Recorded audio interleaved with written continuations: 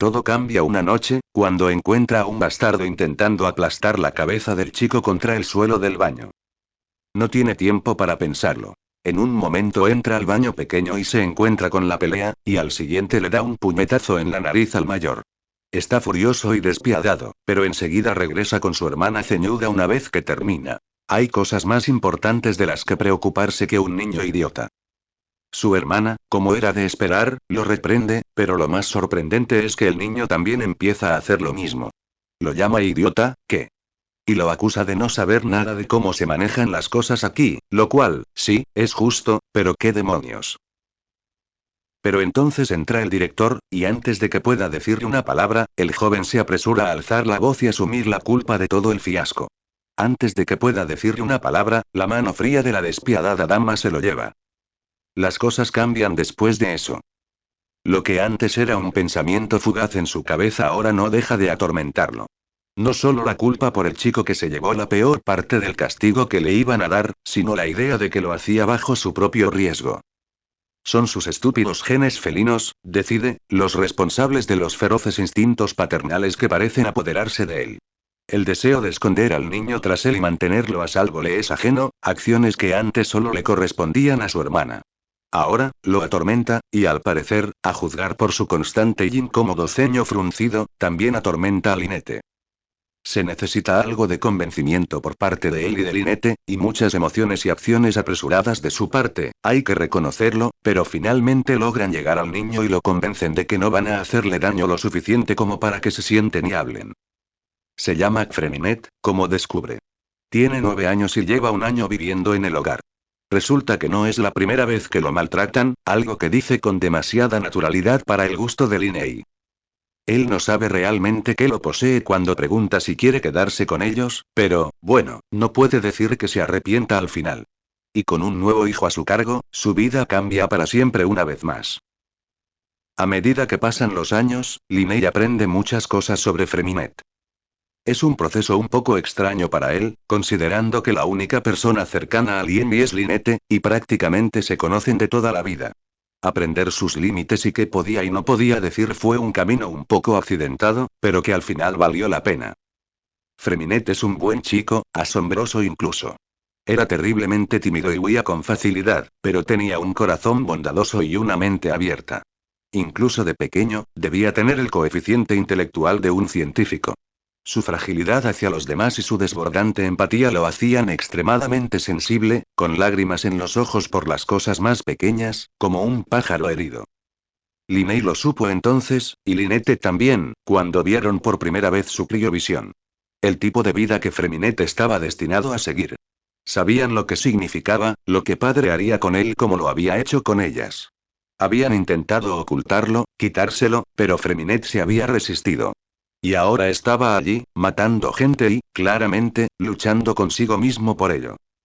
Se sumerge en la fantasía, habla de amigos imaginarios y de un pers personificado que llena su mente. A Linney no le gusta esta fijación de su hermano, pero tampoco es tan estúpido como para expresarla. Claramente, lo hacía en un vano intento por recuperar la inocencia perdida en su horrible trabajo, y si eso le hubiera ayudado a sobrellevarlo mejor, no le habría importado. El problema radica en que simplemente no funciona. Linney tiene que sentarse, reír y bromear, mientras finge no ver el peso físico de la culpa que parece pesar sobre los hombros de Freminet día tras día. La expresión de tristeza impresa en su rostro constantemente, sus ojeras cada vez más oscuras. Los suspiros constantes y un comportamiento apagado son síntomas comunes de algo llamado depresión. Una vez leyó sobre ello en un libro de medicina, y la idea de que algo así afectara a su hermano pequeño lo inquietó tanto que decidió consultar con un profesional. El consultor de Fatui con el que habló le sugirió que hablara sobre sus preocupaciones con Freminet de una manera calmada y cautelosa, y que llevara un registro de los tipos de objetos afilados a los que Freminet tenía acceso en caso de un empeoramiento del estado mental. La idea de lo que ella estaba insinuando lo enfureció, tanto que terminó echándolos de su propia oficina. Pero era demasiado tarde. El pensamiento ya estaba en su cabeza, abriéndose paso en su cráneo y llevando su paranoia hasta la pared, hasta el punto en que comenzó a cerrar con llave los gabinetes de la cocina por la noche y a esconder los sacapuntas de los materiales de arte de Freminet. Lynette le pregunta si ha perdido el sueño últimamente. Linney le dice que se preocupa demasiado. La intensidad de la fijación disminuyó con el tiempo, y Linney se obligó a comprender que la mayor parte de lo que ocurría solo estaba en su cabeza. Claro, Freminet estaba pasando apuros, pero exasperarse así solo demostraba lo mal que estaba. Quizás toda esa falta de control que conllevaba su estilo de vida finalmente lo estaba afectando. Siendo realistas, cualquiera de ellos podía morir en cualquier momento, en una misión cualquiera, cualquier día cualquiera. Pensar en cosas como la salud mental parecía un poco ridículo en comparación, ¿no? Pero ninguno de ellos va a morir. Obviamente no. Todos son buenos luchadores, y Freminet aún es demasiado joven para ser asignado a misiones de alto peligro. Están bien. Todos están a salvo y todo está bien. Al final, Linney cede y deja que las cosas sigan su curso. Confía en Freminet lo suficiente como para resolver las cosas a su manera, y decide que lo máximo que puede hacer ahora mismo es mostrarle todo el apoyo posible desde la distancia. A pesar de su abatimiento, Freminet sigue brillando como siempre, y Linney se pregunta si esa melancolía es solo una parte de sí mismo con la que tiene que vivir. Después de todo, todos han pasado por mucho. Quizás Freminet siempre tenga que vivir con su personalidad retraída, quizás Lynette siempre se resista al contacto de un extraño, y quizás Linney tenga que vivir con la terrible persona en la que se estaba convirtiendo. Al menos estaban juntos en este lío. Linney es un actor. Conoce el funcionamiento de la mente humana, el proceso de pensamiento básico de la mayoría. Obtener ciertas respuestas y expresiones de la gente era como resolver un simple rompecabezas. Pulsar y apretar los botones correctos hasta obtener la reacción deseada. Si quiere que alguien se relaje a su alrededor, esbozará una suave sonrisa y calmará sus preocupaciones, poniéndose a su nivel, haciéndose más pequeño y menos intimidante. Si quiere bajar la guardia, hablar mal de uno mismo, con timidez y risas, es imprescindible. A la gente egocéntrica siempre le gusta saber que es mejor que tú, y sobre todo cuando sale de tu propia boca. Es una falta de confianza, una autoimagen débil, etc.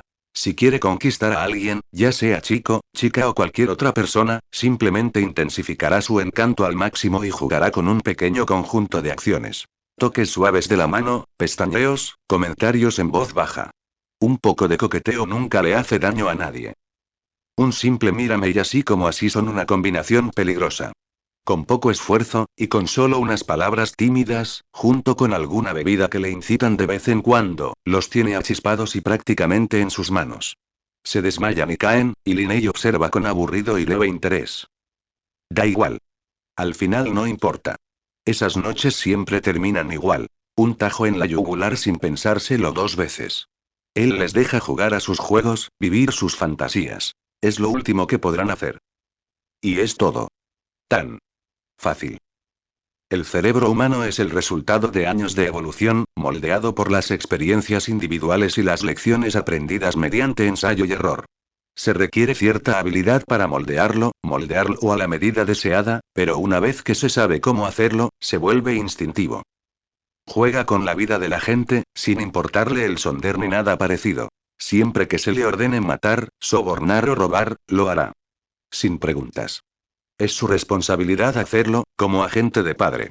Su deber con el hogar, el precio para mantener a sus hermanos sanos y salvos. En algún momento, tuvo que darse cuenta de lo poco que le importaban los demás. Sonreía y reía cuando contaban sus chistes, se compadecía de sus dificultades y los consolaba como era debido. Le gritaban, lo llamaban sinvergüenza, suplicaban por sus vidas bajo el destello de un cuchillo. ¿Y Linney? No sentirá nada. Está tan desconectado de esa gente que los deja sin rostro. Solo le importa su familia. Todos los demás son desechables. Son fragmentos planos entre la multitud, insignificantes hasta que él los considera así. Podrían caerse y morir en ese mismo instante, y Linney ni siquiera se inmutaría. Ha visto morir a tanta gente, la mayoría por su mano, desangrándose, con la vida desvaneciéndose en sus ojos, que se ha vuelto casi completamente insensible. Sabe, con cierta base, que la mayoría de la gente no piensa así. Que hay algo fundamentalmente mal en él, en su forma de pensar, algo que se rompió en el camino. Porque lo recuerda vagamente de otra manera.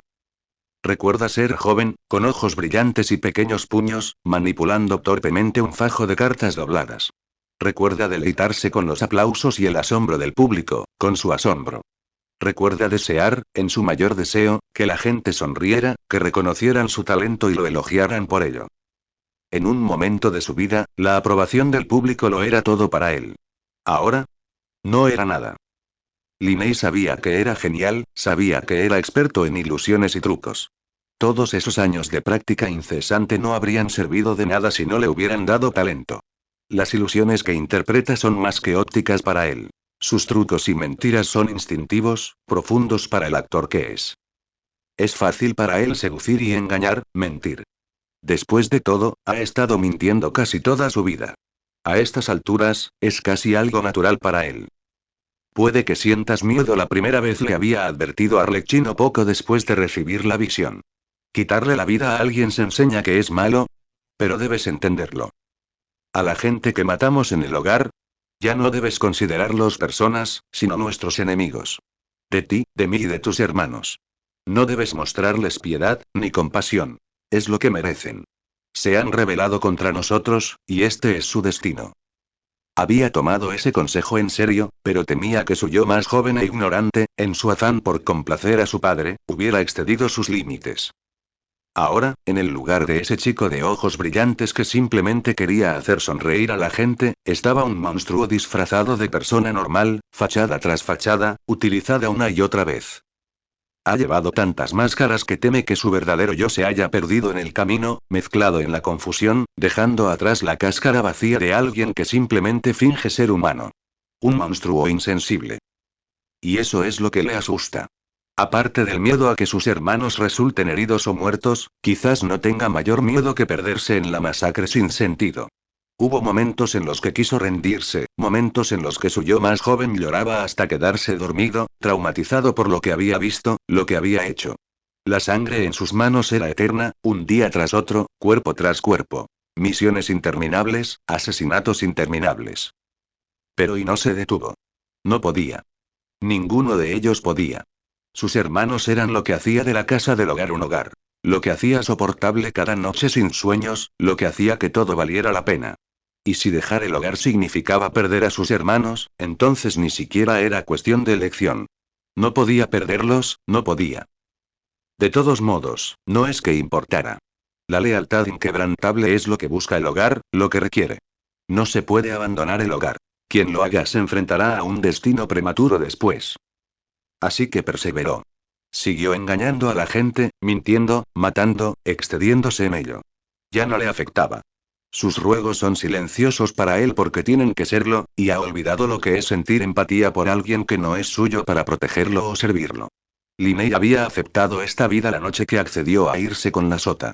Ella los había salvado entonces, había salvado a Lynette de las garras de hombres repugnantes. Le debían todo.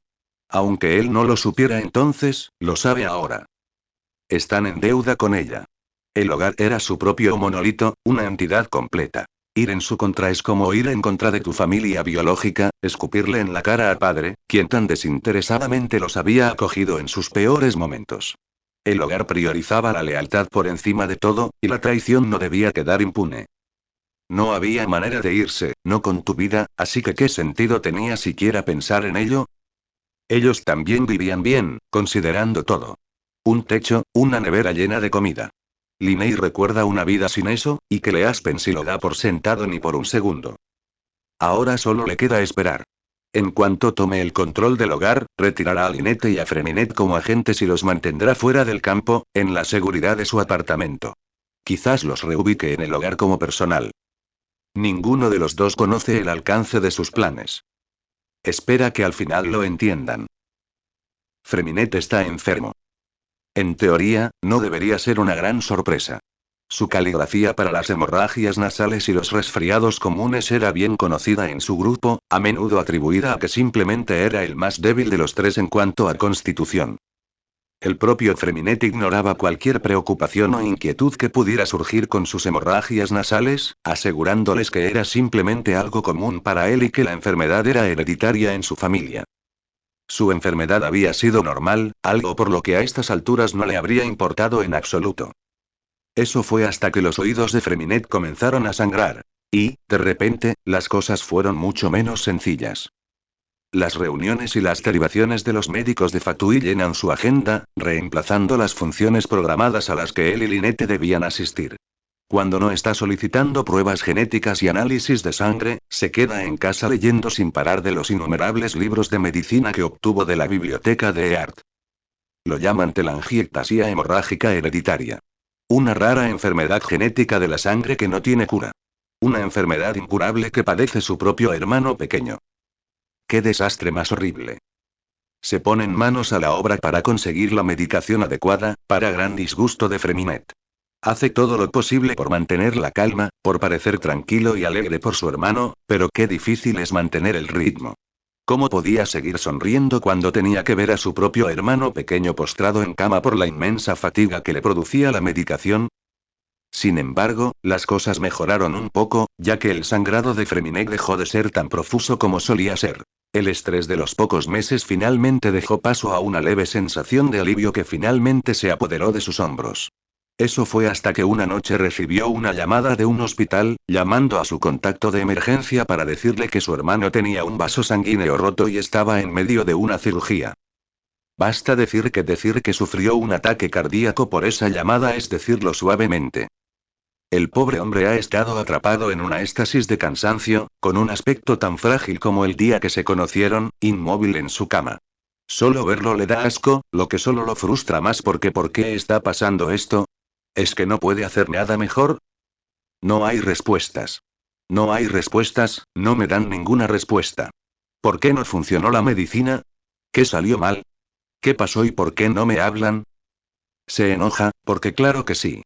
Están hablando de la vida de su maldito hermano. Casi muere. ¿Por qué nadie le habla ni le dice qué hacer? Su ira y su pánico se desquitan con el médico de Freminet mediante un acoso constante, carta tras carta, insistiéndole en que obtenga respuestas adecuadas. No le da respuestas directas. Una carta simplemente le pide que contrate a otro médico para una reevaluación adicional en los próximos meses. Esa carta lo enfurece tanto que la destroza con saña antes de terminar de leerla. Se necesita la mano dura de su padre y su intervención para que recupere la compostura, y aún así no le impide enfurecerse. Le toma mucho tiempo salir de su frenesí, y solo gracias a varias conversaciones con Lynette se da cuenta de cuán brutalmente se dejó llevar por... Lo máximo que podían hacer ahora mismo era tranquilizarse y esperar a que los transfirieran con otro médico, alguien que pudiera darles la medicación adecuada que Freminet necesitaba. No debería tardar mucho en reasignarlo, según su padre, y confía lo suficiente en ella como para no mentirle. Por ahora, solo podía apoyar a su hermano y animarlo lo mejor que pudiera. Por impotente que se sintiera, eso era todo lo que podía hacer. Freminet se iluminó considerablemente después de ese incidente, por extraño que parezca. Empieza a retomar sus aficiones, incluso prueba algunas nuevas. Vende el diseño de Persa a una relojería, por una cantidad considerable. Pide estar con ellos más a menudo, ya sea para hacer recados básicos o simplemente porque le apetece estar con ellos. Es un poco inusual en él, claro, pero no se queja. De hecho, está sumamente aliviado. Estaba seguro de que el desgaste de la cirugía lo agobiaría considerablemente, pero parecía muy feliz de estar allí. Y Linney, a pesar del estrés que ha pasado, consideraría que todas esas largas noches han valido la pena si este fuera el resultado final. Unos meses después, Freminet sufre una convulsión. Lo deja postrado en cama 2 días y luego aturdido el resto de la semana. Todas las emociones de la cirugía vuelven con fuerza, y tiene que hacer todo lo posible por no verse afectado por las emociones que lo dominan. Una vez más, se siente tan impotente como antes. Se contiene bastante bien, hasta que comete el estúpido error de darle a Freminet la carta equivocada. Su hermano pequeño descubre que Linney está destinado a tomar el control del hogar y, en medio de su inestabilidad emocional, arremete contra Freminet, presa del pánico. Pelearon, y llegó un momento en que Freminet habló de salvarlos, de conocer a alguien que podía hacerlo. Hablar de abandonar el hogar fue en sí mismo un acto de traición, y despertó sus instintos de lucha o huida. Y Linney, desafortunadamente, siempre ha sido una luchadora. Linney nunca ha recordado un momento en que Freminet le haya parecido asustado. Lo mira de la misma manera que todas esas figuras sin nombre lo miran en sus últimos momentos, asustadas, aterrorizadas por lo que hará. Duele más que cualquier lesión que haya sentido antes. Se desmorona al verlo, la confirmación de todo lo que siempre temió, a punto de asfixiarlo. Instintivamente, se lanza a mediar y calma a su hermano. Freminet se da cuenta de lo que ha hecho, de lo ridículamente que ha reaccionado. Sí, sí, es bastante ridículo, ¿verdad? Y farfulla disculpas mientras lo abraza. Linney se disculpa por alzar la voz, por asustarlo, porque nunca debería haberlo hecho. Tiene que recordar que Freminet es un niño sensible, en el fondo. Se disculpan y hacen las paces. Linney se siente aliviado, sí, pero su corazón no deja de latir y sus manos no pueden parar. Hay una voz en su interior, una que no deja de molestarlo y le hace temblar los ojos, incómodo. Pensó que le harías daño. Claro que lo pensaría, dice. Le haces daño a todos. A los que amas y a los que no. No, no, él no habría hecho eso. Él nunca haría eso. No eres humano. No mereces a ninguno de los dos. Linney aprieta los dientes, con los nudillos blancos por la fuerza con la que aprieta los puños. Esto piensa él nunca debería haber sucedido. Debería haber tenido más control de sí mismo, no debería haber arremetido jamás, con razón o sin ella. Ese día, se promete, se jura a sí mismo, que nunca perderá la calma cerca de Freminet. Que nunca le hará sentir que le va a hacer daño. Y, como resultó, tenía razón. No lo haría.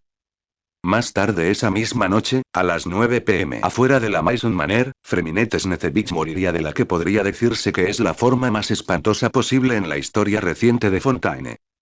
Y, como siempre, Linney, a pesar de su fuerza, a pesar de todo lo que había trabajado para llegar hasta este punto, las interminables promesas de mantenerlos a salvo, solo podía quedarse al margen, mientras el mundo se le caía bajo los pies. Todo se vuelve borroso. No tiene tiempo para recuperar el aliento, ni oportunidad de detenerse y asimilar lo que acaba de pasar. Los guardes no lo dejan, y, en parte, él tampoco se lo permite. No puede permitirse procesarlo, no cuando sabe lo que sucederá una vez que lo haga. Tiene cosas que hacer, gente aquí para hacerle preguntas. Una fachada que mantener. Lynette no está en condiciones de responder preguntas ni de fingir, así que le toca a él interpretar ambos papeles. Está en público, con todos los ojos puestos en él, y no puede darse el lujo de detenerse ahora. Si lo hace, no está seguro de poder levantarse nuevamente. Tiene que ser fuerte, tiene que llegar hasta el final. Solo finge un poco más. Debería serle natural a estas alturas, y aún así. Mirando fijamente a los ojos de los guardes, apenas logra controlar la ira pura que lo invade. Es un caos de emociones, disperso y descuidado, y sus intentos de indagar en él solo sirven para avivar su ira. Le hacen preguntas sobre su conexión con Freminet y lo que estaban haciendo allí esa noche. En fin. Al final, llamó a su abogado y no respondió a casi ninguna de sus preguntas. No pudo sacarle nada. Tiene suerte de que la policía de Fontaine no opere como los Fatui en cuanto a interrogatorios. Si así fuera, probablemente ya habría pasado por 4 métodos de tortura diferentes. Y, sin embargo, algunas de sus preguntas todavía logran parecerlo. Dígame, señor, ¿a usted y a su hermana les importa la muerte de este chico? Parecen bastante tranquilos. Era un blanco fácil, y obviamente estaban desesperados por sacarle algo en ese momento. Provocarlo ahora mismo sería su mejor estrategia, y si estuviera menos de mal humor, esquivaría sus preguntas como un maestro de ceremonias, divirtiéndose cada vez más ante su creciente frustración. Ahora mismo no le hace ninguna gracia. Ni de lejos. Podría sacarte los ojos, piensa, dándole al hombre uniformado una plácida sonrisa forzada, podría hacerlo ahora mismo. Linney se había clavado las uñas con tanta fuerza en la palma de la mano que empezó a sangrar. Lo miran con evidente confusión ante su reticencia a hablar, y Linney reconoce que probablemente no les está dando la mejor imagen, ni a sí mismo ni a Lynette, pero ¿se le puede culpar? Algo falla. Los registros públicos erróneos de Freminet deberían indicar claramente que era su hermano biológico, pero estos policías incompetentes claramente no lo creen. Tiene que hablar con su padre. No importa qué imagen se proyecte hasta entonces, no puede permitirse un paso en falso y decir algo que no debería.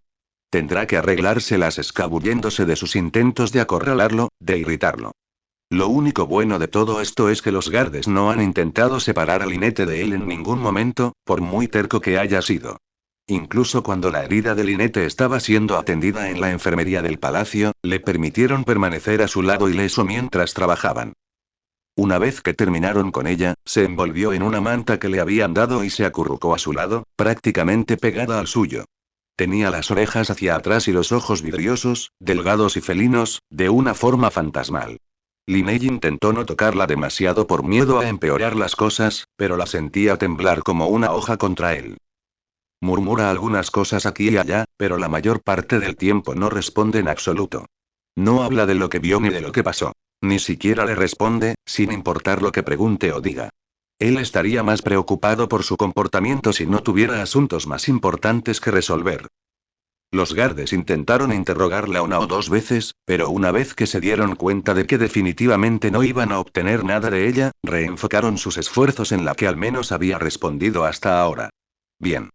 Aunque esté agotado, prefiere lidiar con sus preguntas estúpidas antes que con el acoso de Lynette. Se concentra en su profundo agotamiento, controlando sus emociones bajo una pizarra entumecida. Finalmente, tras un largo rato de idas y venidas sin sentido, por fin los dejaron salir de la sala de interrogatorios, gracias a Dios. Lynette murmuró en voz baja baño antes de tambalearse hacia su destino. Linnea estaba obviamente preocupado y se resistía a la idea de dejarla sola así, pero se resignó a esperar fuera del baño. Al menos le da un momento para recomponerse.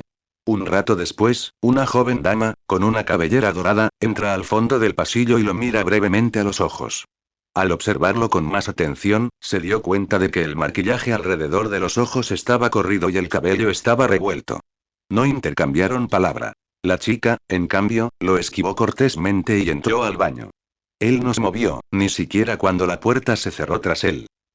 No es hasta más tarde, cuando sus sensibles oídos captan débiles gritos que vienen de la puerta a su lado, que deja de distraerse y entra en acción, arrojando toda precaución al viento y abriendo con arcadas la puerta del baño. Allí, encuentra a su hermana y a la dama de antes, una frente a la otra, mientras Lynette lloraba.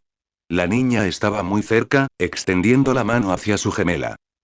Antes de que pueda pensarlo bien, se lanza hacia adelante, con la mente en blanco salvo por la intención violenta que empuja contra sus grilletes. Salvaje, protectora y presa del pánico.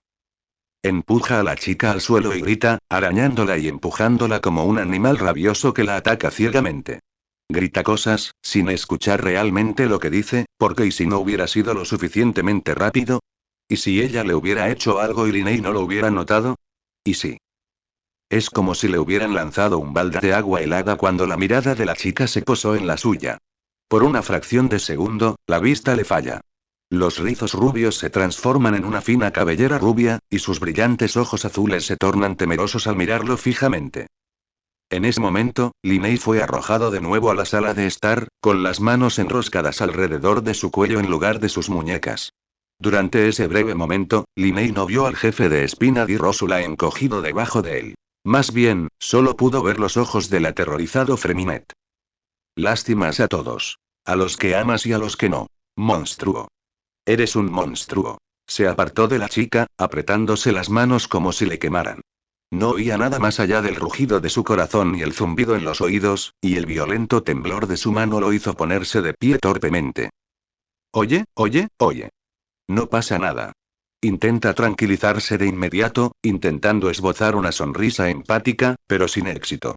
Estás bien. Todo está bien, te lo prometo. Ven, déjame. A pesar de lo que acaba de hacer, esta chica intenta consolarlo. Si hubiera estado más lúcido, habría captado la locura que fue, pero en cambio reacciona por instinto, devolviéndole la mordida y gritando como si fuera un animal acorralado. Se siente frenético, rebosante de adrenalina, y solo gracias a la chica de pelo morado que entra y lo aborda poco después logra recuperar la claridad mental. ¿Alguien enfadado con él y acusándolo de un delito? Sí, puede con eso. Está tan acostumbrado que, a estas alturas, quitarse esa máscara de peligro provocador es casi instintivo. Le ayuda a aclarar sus ideas, a concentrarse mejor en las habituales diatribas de una conversación maliciosa. La conversación termina con ambos dejando a las dos damas en el baño y poniéndose cómodos en el vestíbulo mientras esperaban la llegada de padre. Contactarla ya era bastante difícil bajo la seguridad del palacio, lo que le obligó a pasar varios números antes de poder solicitar su presencia en clave. Con la magnitud de todo lo que está sucediendo, está seguro de que algún otro agente de Fatui ya le ha avisado. Ahora todo lo que quedaba por hacer era esperar. O ese había sido el plan. Es cierto que Linney no sabe mucho sobre el presidente del Tribunal Supremo más allá de lo publicado por los medios de comunicación conocidos. Parece un órgano de gobierno bastante competente en comparación con la mayoría, y ha oído que sus políticas siempre han sido acertadas. También escuchó cómo puso bajo tierra varios orfanatos dirigidos por las sombras, con la ayuda de la Maison Gardiennage y el fantasma de Marechaussee. Es la razón principal por la que cuando lo ve agacharse frente a él, su primer pensamiento es: oh, esto es todo. Pero no, resultó que no era eso. A medida que la conversación avanzaba, se sentía cada vez más desconcertado. Neuvillette es amable y delicado, de porte delicado y movimientos cuidadosos. El hombre también luce agotado y desanimado, vestido con una sencilla camisa de poeta en lugar de su habitual aspecto regio. Le entrega el relicario de Freminet, sacándolo del bolsillo de su chaqueta como si lo hubiera tenido siempre. Linney lo sostiene como si fuera el tesoro más frágil del mundo. Sé que no hay mucho que se pueda hacer, ahora que, la mayor parte del daño ya está hecho, hizo una mueca, pero te prometo, de todo corazón. Si hay algo que pueda hacer por ti ahora, por favor, no lo dudes. Ayudarte ahora, en todo lo que pueda, es lo mínimo que puedo hacer. Como era de esperar, a Linney siempre le ha costado confiar en los demás.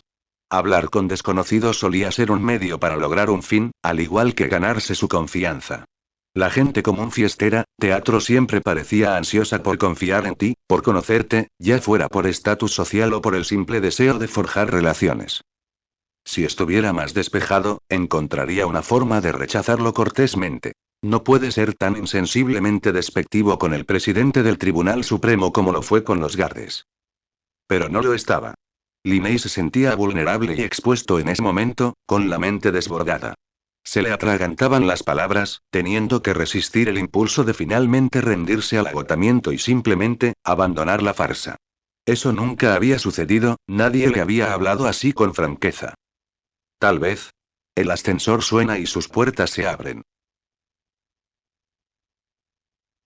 Las puertas se cierran con un crujido mecánico, dejando atónita a Neuvillette. En cuanto se cierran del todo, Linney se gira hacia Arlequín, boquiabierta y con la mirada turbada. Antes de que pueda decir nada, ella le pone una mano en la cabeza, deteniéndolo en seco. Sin preguntas. Ahora no susurra en voz baja, lo suficientemente bajo como para que sus sensibles oídos lo capten. Mantengan la postura. Que no sospechen nada. Hay oídos por todas partes. Linney traga saliva con fuerza, pero asiente, temblando por el esfuerzo. El ascensor zumba mecánicamente, impecable y limpio, en un silencio sepulcral, salvo por el ocasional sollozo de Lynette. Finalmente llegan al vestíbulo, mientras su padre aparta a los pocos guardias que se acercan para despedirlos oficialmente. Llegan a la puerta principal, que se abre para mostrar la noche oscura y el carruaje real estacionado frente a ellos. El sonido de las ráfagas de viento ahogaba casi cualquier sonido. El olor a lluvia impregnaba el aire. Adentro, dice por encima del aullido del viento. El cochero abre la puerta y revela el terciopelo rojo del interior del carruaje. Lynette entra primero, luego su padre, y luego él. En cuanto la puerta del carruaje se cierra tras ellos, vuelve el silencio. El sonido del viento se amortigua en el interior. Es como si algo en el aire también cambiara, como si su actuación se desvaneciera demasiado de repente. La fachada de calma que Arlequín cultivaba se rompe como porcelana, y hay una evidente precipitación en sus palabras. Ahora mismo, exige, en voz baja y áspera, cuéntamelo todo, ahora mismo. Sin pensarlo dos veces, obedece. Le cuenta la misión y el interrogatorio, y le cuenta el incidente con Monsieur Neuvillette y el jefe de Espina di Rosula. Ella guarda silencio durante un largo rato, como si reflexionara sobre lo que le había contado. Padre, dice sin aliento una vez que termina, padre, ¿qué pasa? Ella opta por ignorar su pregunta y, en su lugar, pregunta una de las suyas. ¿Les dijiste que eras pariente de Freminet? La pregunta lo pilla desprevenido, sobre todo por lo obvia que es la respuesta. Claro, les dije que era mi hermano, que debería estar en nuestros papeles, ¿no es así? La Heraldo suspira, apretando los labios. No, no lo es. Niega con la cabeza. Pero no es tu culpa, no cuando no podías saberlo. Cambio de planes, declara ella antes de que él pueda responder, acomodándose al chocar el carruaje contra el pavimento pedregoso. Los reubicaré en el hogar hasta nuevo aviso. De ahora en adelante, tendrán un agente designado como abogado por si los llaman para declarar. Cuando los llamen, deben y quiero decir, deben negar cualquier conexión sustancial que hayan tenido con Freminet. No importa lo que pregunten. Digan que fue un caso de identidad equivocada, o que el ataque casi los perturbó y actuaron precipitadamente. Hagan lo que hagan, deben actuar como si nunca hubieran existido.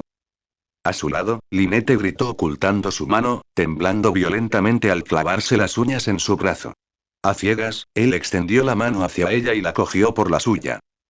Padre y pálido, horrorizado y temblando por lo que les pedía, padre, no y pero ella insistió. Escúchenme bien, exigió, con la voz silenciada. Ahora mismo, algunos de los ojos más poderosos e influyentes de Fontaine están sobre nosotros, pisándonos los talones en relación con una tragedia que pondrá a Fontaine en una crisis. La presión pública por sí sola los obligará a investigar cada detalle de caso, un proceso que pondría en grave peligro la identidad de Leart. El hogar y se quedó boquiabierto, ahogándose con las palabras, ¿y caerá? No, le aseguró con voz firme y segura. No mientras hagamos esto bien. Ahora mismo, todo el hogar está en modo de control de daños. Toda evidencia de la existencia de Freminet debe ser borrada de nuestros registros, junto con cualquier material identificable suyo, que debe ser eliminado adecuadamente. ¿Dispuesto? Repitió, con manos temblorosas, no hay manera de que seas. Pero el padre no flaquea en su convicción, aun cuando tropieza en su desesperación. Enviaré algunos agentes a tu base de operaciones mientras te recuperas en el hogar.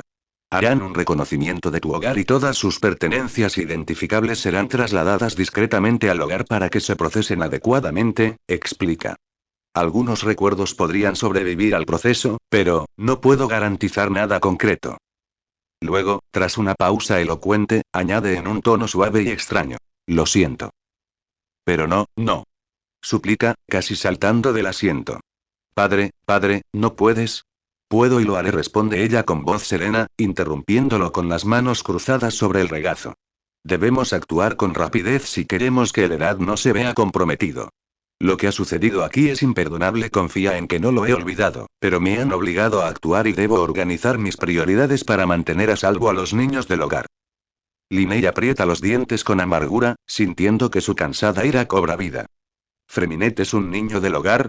Y también las decenas de cientos de niños que residen en el hogar, interrumpe Arlecchino con insistencia, con un tono mordaz que empieza a filtrarse en su voz. Dime, ¿de verdad estás dispuesta a arriesgar su seguridad para saciar tu propio dolor? ¿De verdad es eso lo que quieres hacer? Sí, casi dice en voz alta, desconsiderado, impulsado por la ira y la frustración. Es egoísta, lo sabe. Totalmente, terriblemente egoísta, pero ya lo han llevado más allá de sus límites. No puede simplemente, es todo lo que tienen ahora, y. Y padre, ella va a. No tiene sentido. No cambia nada, dice ella, con un tono frío y objetivo, como si le leyera la mente. Ya no queda nada que salvar. Ya no. No te engañes pensando lo contrario. Linney se desvaneció entonces, el peso de sus frías palabras apagó el fuego que aún ardía en su interior. Hizo una mueca con los labios apretados, el corazón oprimido, y movió inconscientemente la mano para agarrar el relicario de Freminet. Todo está sucediendo demasiado rápido, demasiado rápido. Se siente mal, con náuseas y cansancio.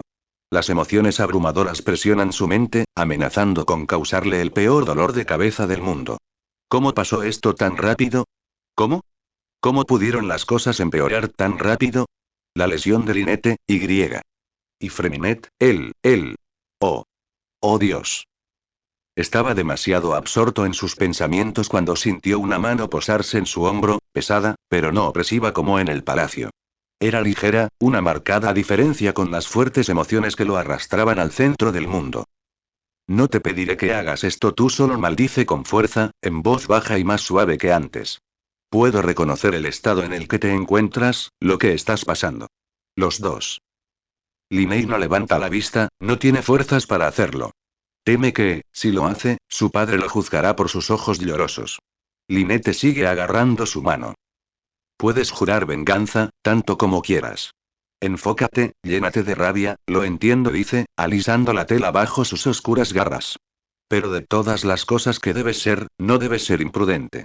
Hay vidas en juego. Lynette sorbe a su lado, con el pecho tembloroso por el esfuerzo. Se enrosca en sí misma, aislándose de la fría realidad que la rodea. La muerte es un riesgo inherente a este estilo de vida, explica el padre con cuidado, en tono solemne. Freminet murió en el campo de batalla, en plena misión. Recibirá el mayor honor que se le puede otorgar a un miembro de Fatui en la muerte. Después de eso, te pido esto. Tómate un momento para respirar. Recuérdalo, ordena. Y lo más importante, recuerda que esta es tu misión. Salvarnos a todo Fontaine, de este destino, dice. Una vez que impidamos la profecía, bueno, ¿y qué ha pasado aquí esta noche? Nos aseguraremos de pagarles el 10% a los culpables. Visita mi Twitter. Es un proyecto hecho con mucho amor y pasión, pero escribirlo requiere una cantidad excepcional de tiempo y esfuerzo. Me encantaría continuar este fic sin problemas, pero no puedo hacerlo sin ayuda. Por favor, consideren apoyarme de cualquier manera posible. Hasta la próxima. Noticias de este Ambir. Encuéntralo todo aquí. Una fiesta noble que salió mal. Un joven se convirtió en agua en un sacrificio heroico. Justo anoche, un ataque devastador ocurrió en el sur, en la prestigiosa Masons Manor. Se dice que, en medio de un banquete, un joven recibió la peor parte de un intento de ataque contra una dama noble, arrojándola justo a tiempo, pero sacrificándose en el proceso. Las autoridades de Fontaine se han abstenido de revelar información sobre el contexto de este suceso, incluyendo la identidad de la víctima y la mujer a la que se dirigía el ataque. Muchos en este Ambir han estado haciendo preguntas, deseosos de informar sobre este impactante suceso, pero hay una pregunta que está en la mente de todos. ¿Por qué? ¿Por qué sucedió esto? ¿Quién lo hizo? ¿Está destinado a volver a ocurrir? A muchos les preocupa que este incidente solo sirva para dar crédito a la antigua profecía de que los fontanianos se convertirían en agua, lo que preocupa a los supersticiosos. A medida que se difunde la noticia, crece la inquietud entre los habitantes de Fontaine. Muchos se preguntan si estos ataques se repetirán y si algo más siniestro se esconde bajo la superficie del Fontaine. Oh, fue terrible. Exclamó la señora Boucher, una de las asistentes a la fiesta. Mi esposo y yo estábamos charlando con una amable joven cuando oímos un cristal romperse, seguido de unos gritos espantosos. ¿De verdad crees que la víctima fue disuelta? A muchos periodistas les cuesta creerlo, preguntó un periodista de este Ambir que se encontraba en el lugar.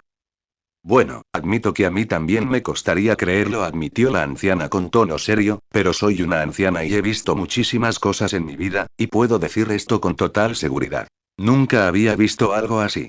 Y temo lo que pueda pasar si vuelve a ocurrir. ¿Tiene este incidente que ver con la profecía? ¿Acaso esta legendaria profecía marcará el fin de todo Fontaine? Sintonicen este Ambir la próxima vez para más novedades sobre el caso. Publicamos noticias a diario. A Navia le han dicho que es una persona con la que es fácil hablar. Siempre le han dicho que su carácter tiene cierto brillo, una especie de aura. La gente ha intentado explicárselo, que era algo en ella, su rostro, su sonrisa amable, su comportamiento, lo que la hacía accesible por naturaleza. Para ella, saberlo siempre ha sido un orgullo, y todo gracias al cuidado personal y al amor que se demostraba. Navia quizá no sea el modelo a seguir de una dama noble, pero reconoce que la apariencia lo es todo. Desde la primera impresión hasta decidir si alguien parece confiable. Lleva años con una estricta rutina de cuidado de la piel, y sus productos de maquillaje son de los más caros del mercado, los ha comprado con su propio dinero, no con el de los Espina, claro. La cuestión es que Navia se enorgullece de su aspecto. Llámenla superficial todo lo que quieran, pero Navia se ha esforzado mucho para verse como es. A pesar de todos los altibajos de su vida, y por muy descontrolada que se vuelva, al menos puede confiar en la seguridad que le da tener control sobre su propia apariencia. Navia no se ha mirado al espejo en días. Días. No necesita mirar para saber que debe de estar hecha un desastre. Así se siente tal como está. No se ha quitado la ropa de estar en casa en días y no ha salido de su habitación ni un segundo más. Peinarse se siente como una tarea pesada, y ni hablar de lavarlo y peinarlo. En serio, ¿cómo podía cepillarse todo esto tan fácilmente antes? Logró ducharse, pero solo de forma improvisada. Pronto descubrió que no podía ducharse con agua tibia. La sensación de vapor en el aire casi la hizo entrar en pánico. Demasiado pronto. Demasiado pronto. Parece que habrá duchas frías durante un buen tiempo. Es debilitante y vergonzoso. Siente como si apenas pudiera levantarse de la cama, demasiado miserable para reunir la energía necesaria. Lo peor es que ni siquiera sabe si tiene razón en sentirse así, en estar tan afectada. Freminet, se llevaban muy bien, sí, ¿Y Navia de verdad quería ser amiga de él? Pero al final, solo lo conoció de verdad una tarde. Solo una. Prácticamente solo un pequeño detalle en su vida.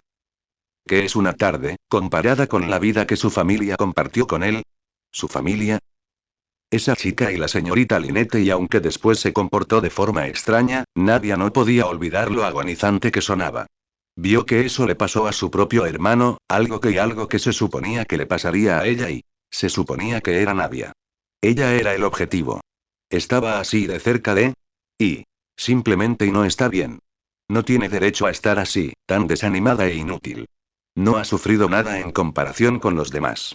Nadia tiene el privilegio de vivir su vida, todo porque alguien más dio la suya para que ella pudiera hacerlo. Y allí estaba ella, desperdiciándolo, pudriéndose en su dormitorio. Ha estado vomitando intermitentemente durante los últimos días, con náuseas y vómitos al recordar lo sucedido.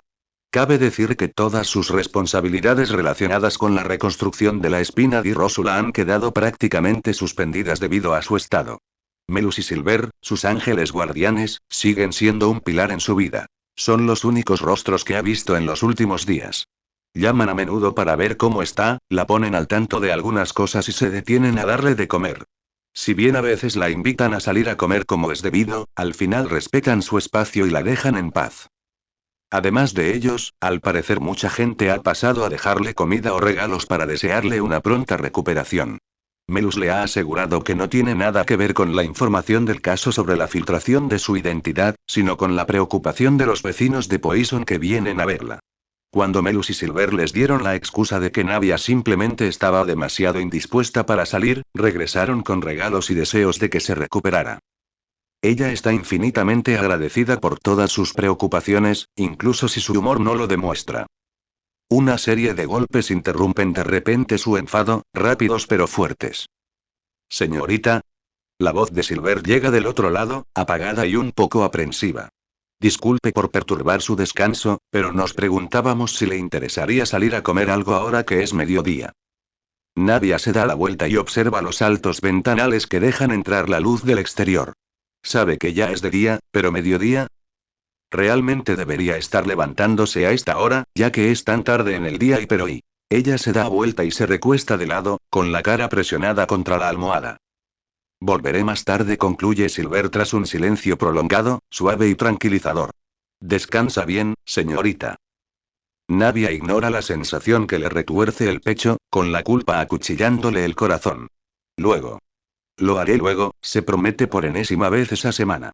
Se hunde de nuevo bajo las sábanas, cerrando los ojos con la esperanza de descansar un poco.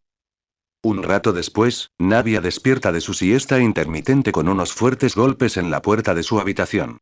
Parparea con ojos legañosos, pasándose una mano por el pelo enredado. Disculpe, señorita, esta vez es la voz de Melus, con la aspereza amortiguada por la madera de la puerta. No me gusta molestar, pero parece que tiene algunos invitados esperando afuera para verla. ¿Huéspedes? Nadia logra ponerse de pie, poniéndose unas pantuflas.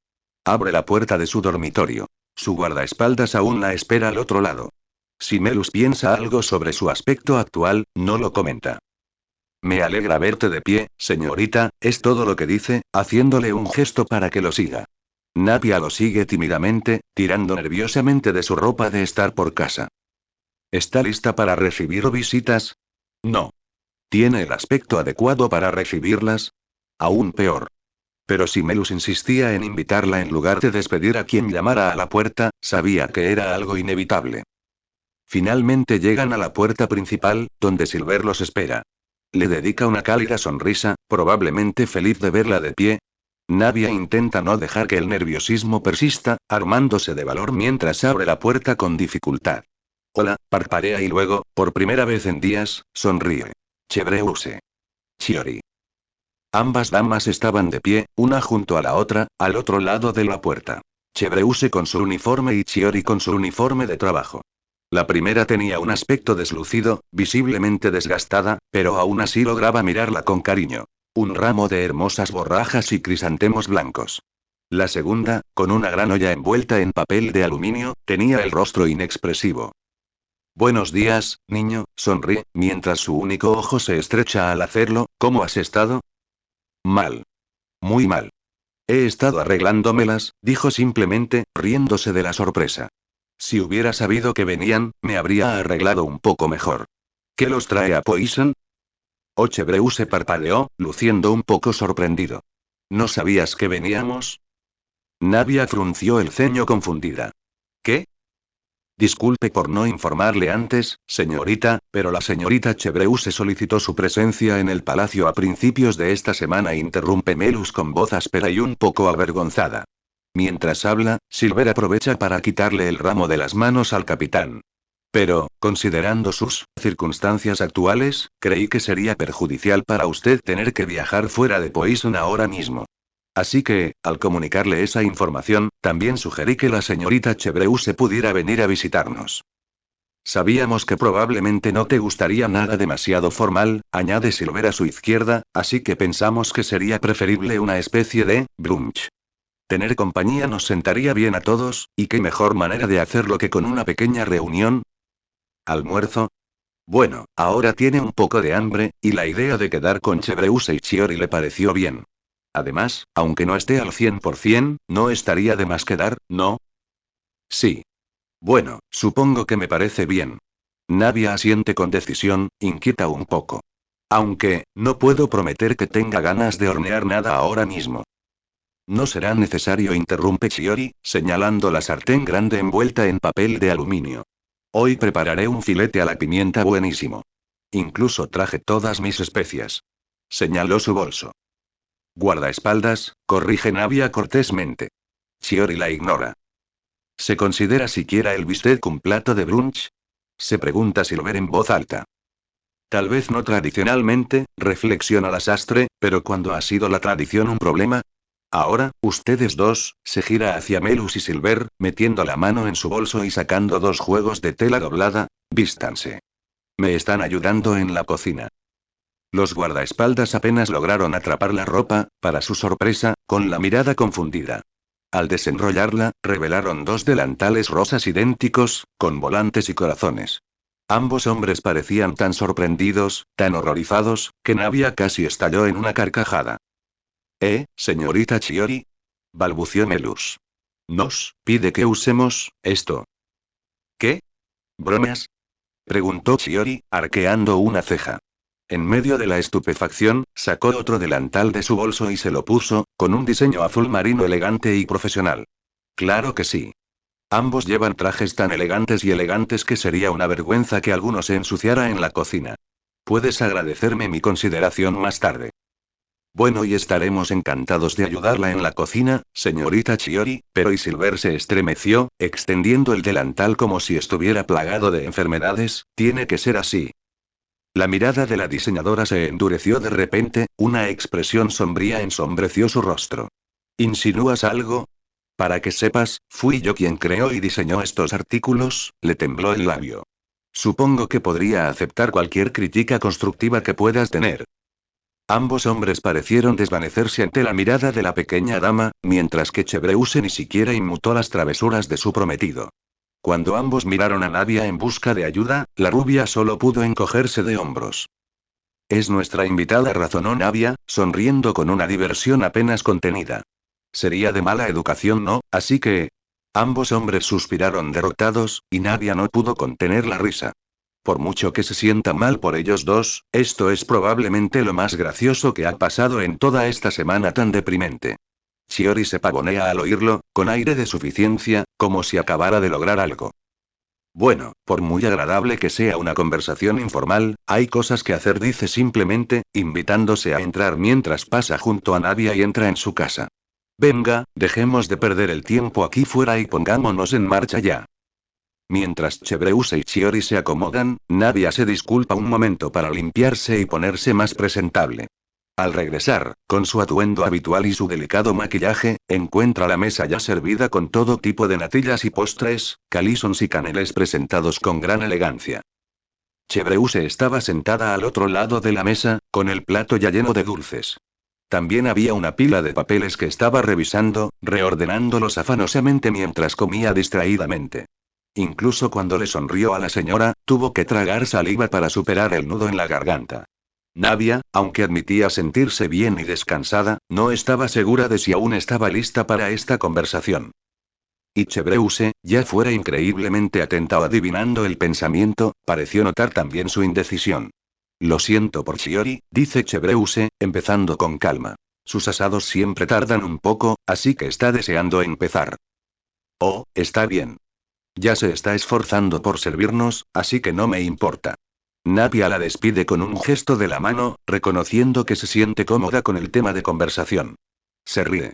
Debo decir que, de todas las cosas que esperaba que pasarán, no esperaba que presionara a Melus y a Silver para que usaran delantales.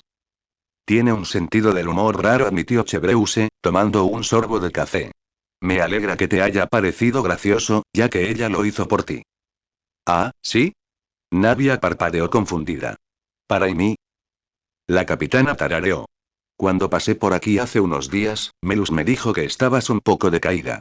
Cuando le dije que volvería para una charla informal, insistió en venir. Se encogió de hombros y cogió un pastel del plato. Pensó que sería divertido, así que, lo hizo. Es así. Una auténtica luchadora. ¡Guau! Navia se queda boquiabierta, un poco sin palabras. Lo más increíble es que también había funcionado. Es muy considerado de su parte. Yo, no tenía ni idea. No le digas que te lo conté.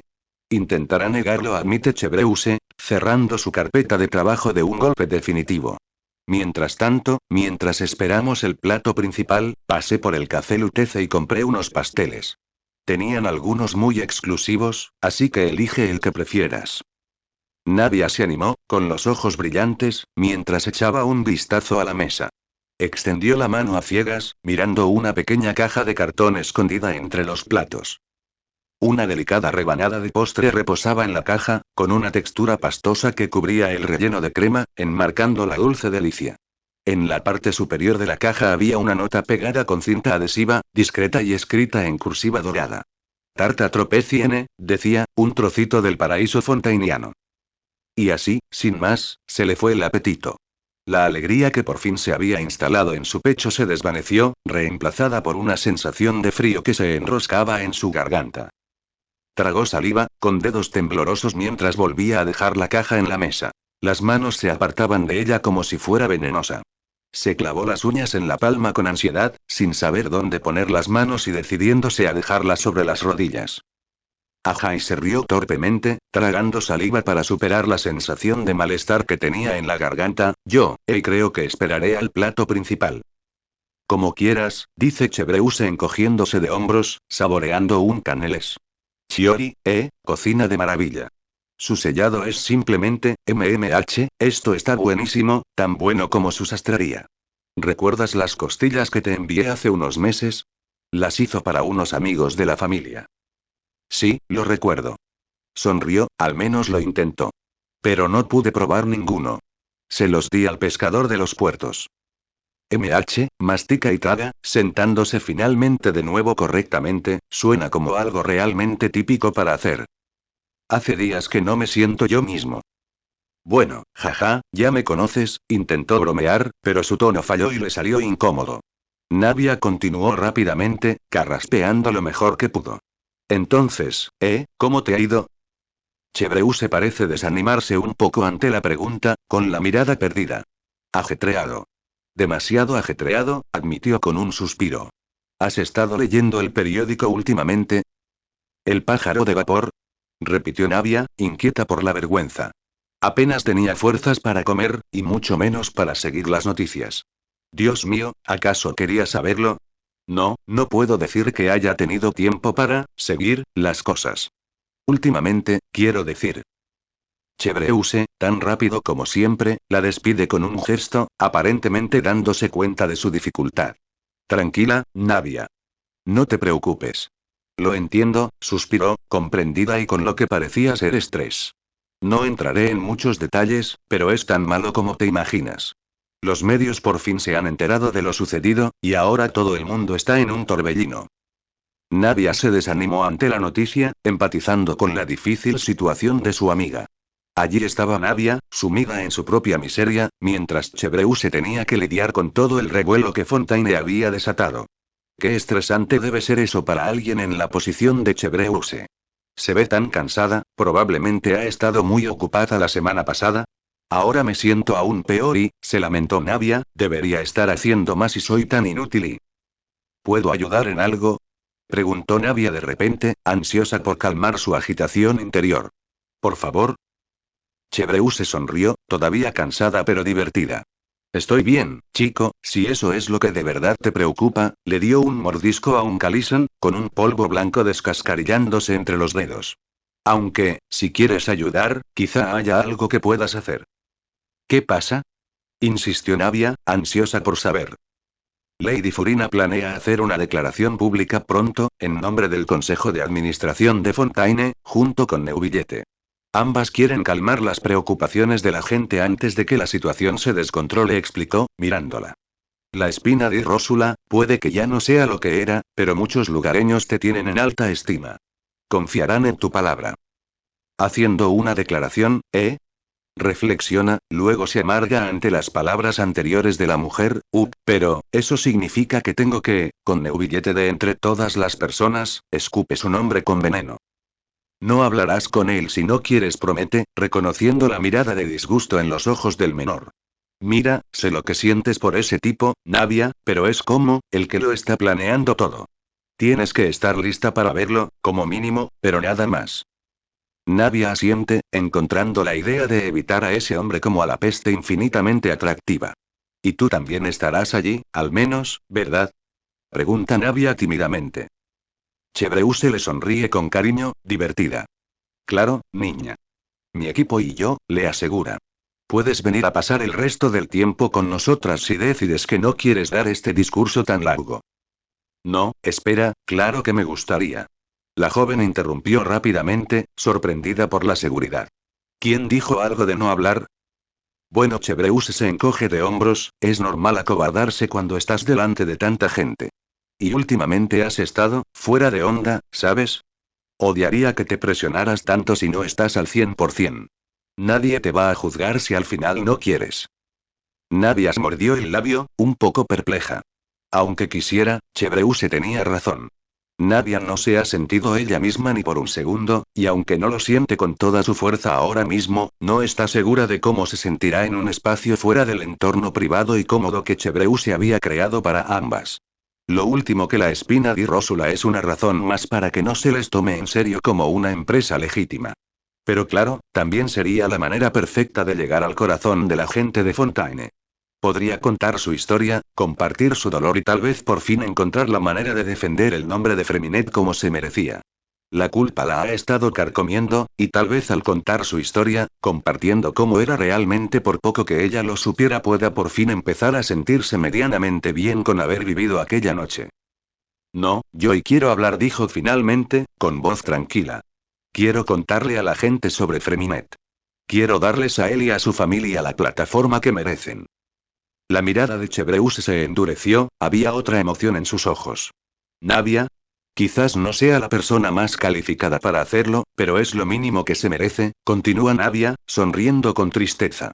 Los medios y exageran todo. Quizás un relato más personal lo haría más real para la gente. Más humano.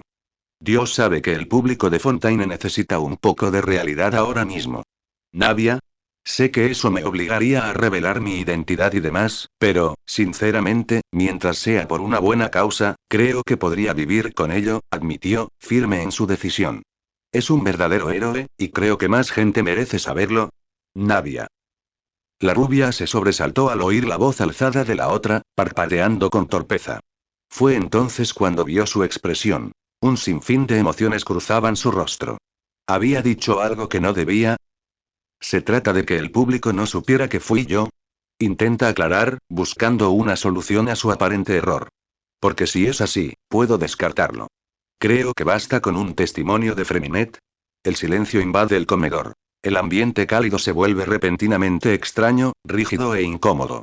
Navia estaba a punto de dudar, quizá intentando sugerir algo más, cuando Chebreuse dejó escapar un largo suspiro. Navia se aclara la garganta, dejando a un lado el plato y la taza. Quiero enseñarte algo, ¿vale? Técnicamente no tengo permiso para que veas esto, así que tienes que prometerme que lo que te muestre no saldrá de esta habitación. Oh, dijo Navia, sorprendida por su actitud seria. Sí, por supuesto que no lo diré. El capitán la miró por última vez antes de que ella se acercara para tomar la carpeta manila que había estado en el borde de la mesa todo este tiempo. Se levantó, se inclinó hacia adelante, se la pasó y se la entregó a Navia. Eso explica, es la carpeta de Freminet. Contiene todos los documentos legales que el gobierno de Fontaine tiene sobre él, como su certificado de nacimiento y su número de la seguridad social. Hazme el favor de leerlo, ¿quieres? Nadia mira a la señora, un poco desconcertada, pero obedeciendo su orden. Desliza un clavo largo por la ranura de la carpeta y la abre, revelando una imagen granulada de un niño mirándola. Y aparte de lo que parecían ser antiguas conexiones paternas, y no había prácticamente nada. Oye, Chebreuse. ¿Seguro que me diste la carpeta correcta? Preguntó, mirando distraídamente el suelo. ¿La habría dejado caer sin querer? Aquí, no hay prácticamente nada. Pero Chebreuse no dice nada desde su asiento, con la mirada indescifrable. Tras un largo momento, dice. A eso me refiero, Navia. La joven la miró confundida. ¿Qué quieres decir? Lo que estás viendo, señala la carpeta que tiene en las manos, es todo lo que mi equipo y yo hemos tenido que investigar esta semana. Hemos buscado cualquier otra cosa que pudiera ayudar, pero solo encontramos un callejón sin salida tras otro. Es imposible rastrear al chico. Onavia inclinó la cabeza, sin saber qué pensar. Eso es, ¿y qué significa eso? Significa, insiste, que, tal como están las cosas, este caso seguirá sin resolver. ¿Qué? ¿Qué? Se queda boquiabierta, sintiendo de repente las manos frías. ¿Vas a dejar el caso? No es el caso. Solo su sección en concreto. Al ver que la expresión de horror de Navia no cambia, Chebreuse suspira. Parece querer hacer una mueca, pero lo disimula bien manteniendo una expresión neutral. Lo siento, Navia confiesa. Pero hicimos todo lo posible. Simplemente no tenemos información en la que basarnos, y cuando el tiempo apremia en este tipo de casos, es importante centrarnos en lo que sí tenemos. Tú. Yo, repite Navia débilmente, sin ver. No había ningún motivo para matar a Freminet. Eras tú a quien y quienquiera que haya hecho esto buscaba. Eso es obvio, así que no tiene sentido buscar otras vías, niega con la cabeza. Neuvillette ha decidido mantenerlo como desconocido para siempre ante el público y centrarse en la posibilidad de una mayor disolución. Dijo que facilitaría las cosas para todos los involucrados. Neuvillette. Por supuesto. No expresa sus pensamientos en voz alta. De hecho, no dice nada. Está clavada en el suelo, con las piernas pegadas al suelo, sintiéndose como si la hubieran convertido en piedra. Pensé que merecías saberlo, explica Chebreuse en voz baja, como si eso hiciera que todo lo que dijo estuviera medianamente bien. Pero, ¿y su familia? ¿Los magos gemelos? Finalmente logra decir. Miro la carpeta. No se suponía que estaba aquí. No, según lo que hemos encontrado. No hay documentos que demuestren su parentesco biológico, y se han negado constantemente a hablar con nosotros. Chasquea la lengua, con la frustración evidente en su tono. No tienen ningún parentesco legal. ¿Qué? ¿Cómo demonios fue posible? Literalmente, ambas partes con las que habló lo habían corroborado. ¿Cómo es posible? Entonces, ¿y todo lo demás? Preguntó Navia, con la gota de sudor en la mano. ¿La lista de invitados al banquete? Por Dios, llevaba uniforme escolar la primera vez que lo conocí. ¿Qué hay de eso? Tiene que haber algo, vamos. Lo comprobamos todo, Navia. La lista de invitados fue lo primero que revisamos, dice Chebreuse, con un tono tan impotente como paciente. Como si estuviera lidiando con un niño en plena rabieta. Y escucha, estoy segura de que te contó muchas cosas, pero tenemos que afrontar la realidad. Si no está en su expediente, no hay forma de probar que lo que dijo fuera real. Son solo testimonios, nada más. Bueno, quizás no has buscado lo suficiente. Protesta. Nadie simplemente, desaparece sin dejar rastro. O sea, eso es literalmente lo que pasó, pero, Aruk. Lo que quiero decir es que no estás buscando lo suficiente. Chebreuse suspira, como si fuera la testaruda.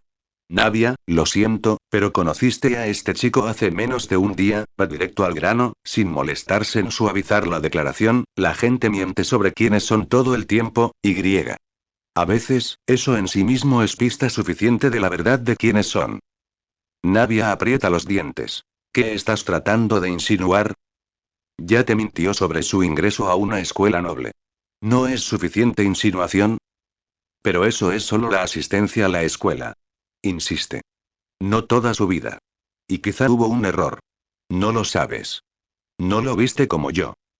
Recuerda sus ojos, su timidez y vergüenza, cómo se abría poco a poco a medida que hablaba con Navia. Ella lo había visto, ese pequeño resplandor con el que brillaba, el tono tan cariñoso que usaba al hablar de sus hermanos. Navia lo recuerda todo. No podría olvidarlo ni aunque lo intentara. Era total y espectacularmente humano, no algún mentiroso como Chebreuse intenta hacerlo parecer, salvó a Navia y ahora se ha ido por su culpa. Era tan genuino. Sé que la gente puede mentir, sí, pero no creo que se puedan fingir ese tipo de emociones. Se lamenta abiertamente, con una negación rotunda en sus palabras. Deberías haberlo conocido, hablado con él, verlo con tus propios ojos. Entonces lo entenderías. ¿Por qué no puede entenderlo? ¿Por qué no puede verlo? Pero Chebreuse no escucha, no está escuchando. Y en lugar de eso emite un gemido cansado, sacudiendo la cabeza con creciente impaciencia y frustración. Navia, por favor, sé lo que debes estar sintiendo, pero por favor, te lo ruego, sé razonable. Señala los papeles del expediente, golpeándolos con fuerza. ¿Ves esto? Mi equipo no puede con esto. Yo no puedo con esta Navia. Pero debe haber algo. Escúchame, Navia. Interrumpió, con voz aguda y exigente, como la de su capitán. No te dejes cegar por la buena fe. No solo te perjudicas a ti misma, sino también a este caso. Pero es la verdad. Rebate Navia, levantándose de su asiento. La ira impregna su voz, incapaz de ocultarla por más tiempo. No miento, ni soy estúpida. ¿Y qué si las cosas no van bien ahora mismo? ¿De verdad estás dispuesta a dejarlo así? Dios mío, Chebreuse, era solo un niño. Un niño. ¿No crees que se merece algo mejor? Navia, deja de emocionarte. No me estás escuchando. Chebreuse imita su gesto, arrastrando la silla tras ella al ponerse de pie. Esto no tiene nada que ver con él. Nunca lo tuvo. Esto le pudo haber pasado a cualquiera, y mi reacción habría sido la misma. Ese amigo tuyo de Freminet. Solo fue una víctima accidental. Ni siquiera era el objetivo de este ataque. No importa. ¿Acabas de decir eso? Navia se quedó boquiabierta, legítimamente sorprendida por el horror de sus palabras. ¿En serio acabas de decir eso? Oh, no me vengas con eso, espetó Chebreuse, visiblemente acalorado. Debo recordarte. Este es mi trabajo, Navia, y eso significa que tengo que seguir pistas reales en lugar de dar vueltas sin hacer nada.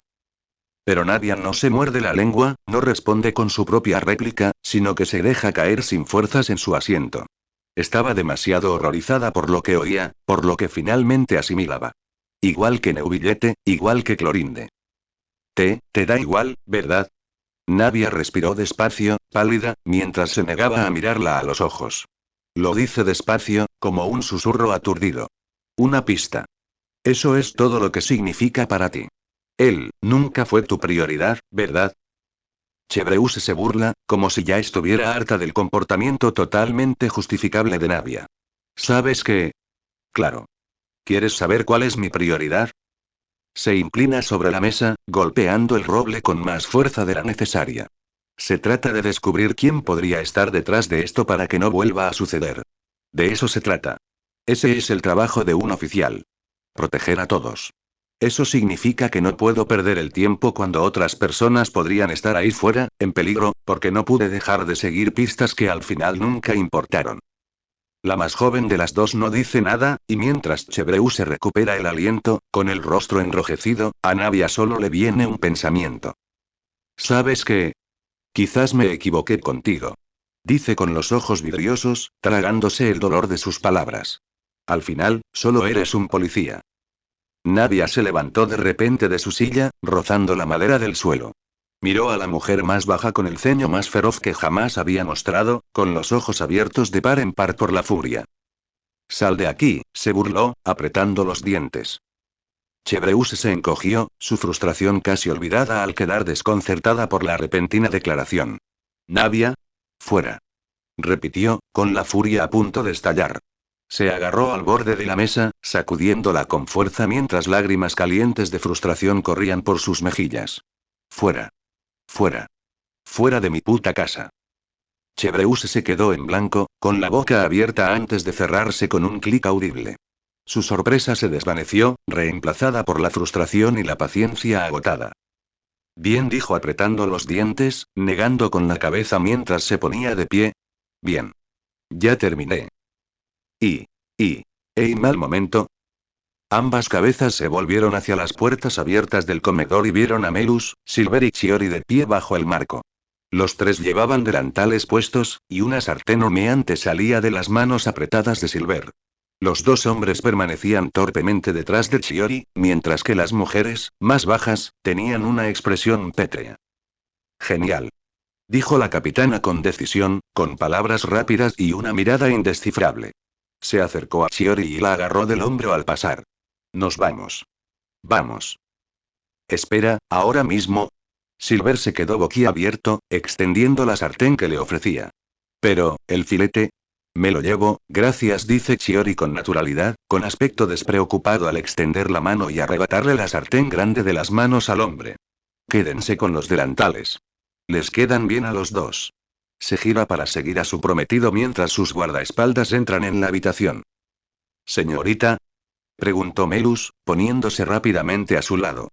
Al parecer, se dio cuenta de inmediato de que algo andaba mal con ella, pues extendió la mano y la colocó sobre su hombro. Señorita, ¿qué pasa? ¿Qué ha pasado? Oye el portazo de la puerta principal, resonando con la partida de la feliz pareja por todo el barrio. La ira que la ardía en las venas se apagó con su salida, calmándose al ver las lágrimas empañar sus ojos. Le temblaba el pecho, le temblaban las manos al aferrarse a la tela de la mesa, antes de desmoronarse en sollozos. Estúpido. Tan estúpido. ¿Cómo pudo olvidar que Chebreuse era uno de ellos? ¿Cómo pudo convencerse de que era diferente? Puede que luchara con honor y justicia, pero al final, estaba destinada a tratar a los demás como simples nombres en el papel. Igual que todos los demás. Su padre. Freminet. A esta gente no les importaban. Para ellos, solo eran rostros entre la multitud, destinados a ser olvidados al día siguiente. En cierto modo, quizá lo entienda. Uno se vuelve insensible después de ver cosas horribles a diario. Pero era tan inhumano pensar en los demás de esa manera, especialmente en los fallecidos. Esa mirada horrible, fría y distante con la que tratan a quienes ya no están, o a quienes fueron declarados culpables de un delito. ¿Era Chebreuse como Clorinde en ese sentido? No podía ver las consecuencias que esto tiene en la gente común, permitiendo que estas cosas se escondieran bajo la alfombra. Olvidadas, descartadas. ¿Qué sentiría la familia de Freminet si hubieran escuchado a Chebreuse hablar así? Sus hermanos, o quizás amigos. Ella se niega a creer que fuera mentira, después de todo. ¿Qué sentiría Navia en su posición? Tan rápido para condenar. Tan rápido para olvidar. ¿Y cómo podría Navia dormir por la noche si simplemente aceptaba esa cultura? ¿Participaba en ella? No puede permitir que lo dejen así, no dejará que su memoria quede ensombrecida. Pueden encontrar al culpable y mantener vivo su nombre, ¿verdad? ¿Verdad? Gracias. Por escucharme, dice el niño tímidamente, con un brillo dulce y tímido en los ojos. Eres muy fácil hablar contigo. Y eres, muy amable también. En general, quiero decir. No te preocupes por mí, cariño. Melus y Silver te cuidarán mientras no estoy, la consuela cálidamente la voz áspera de su padre, mientras le acomoda un mechón de pelo detrás de la oreja mientras sorbe por la nariz. Las esposas hacen que la acción sea un poco incómoda. Tienes un buen corazón. Nunca dejes que cambien eso de ti.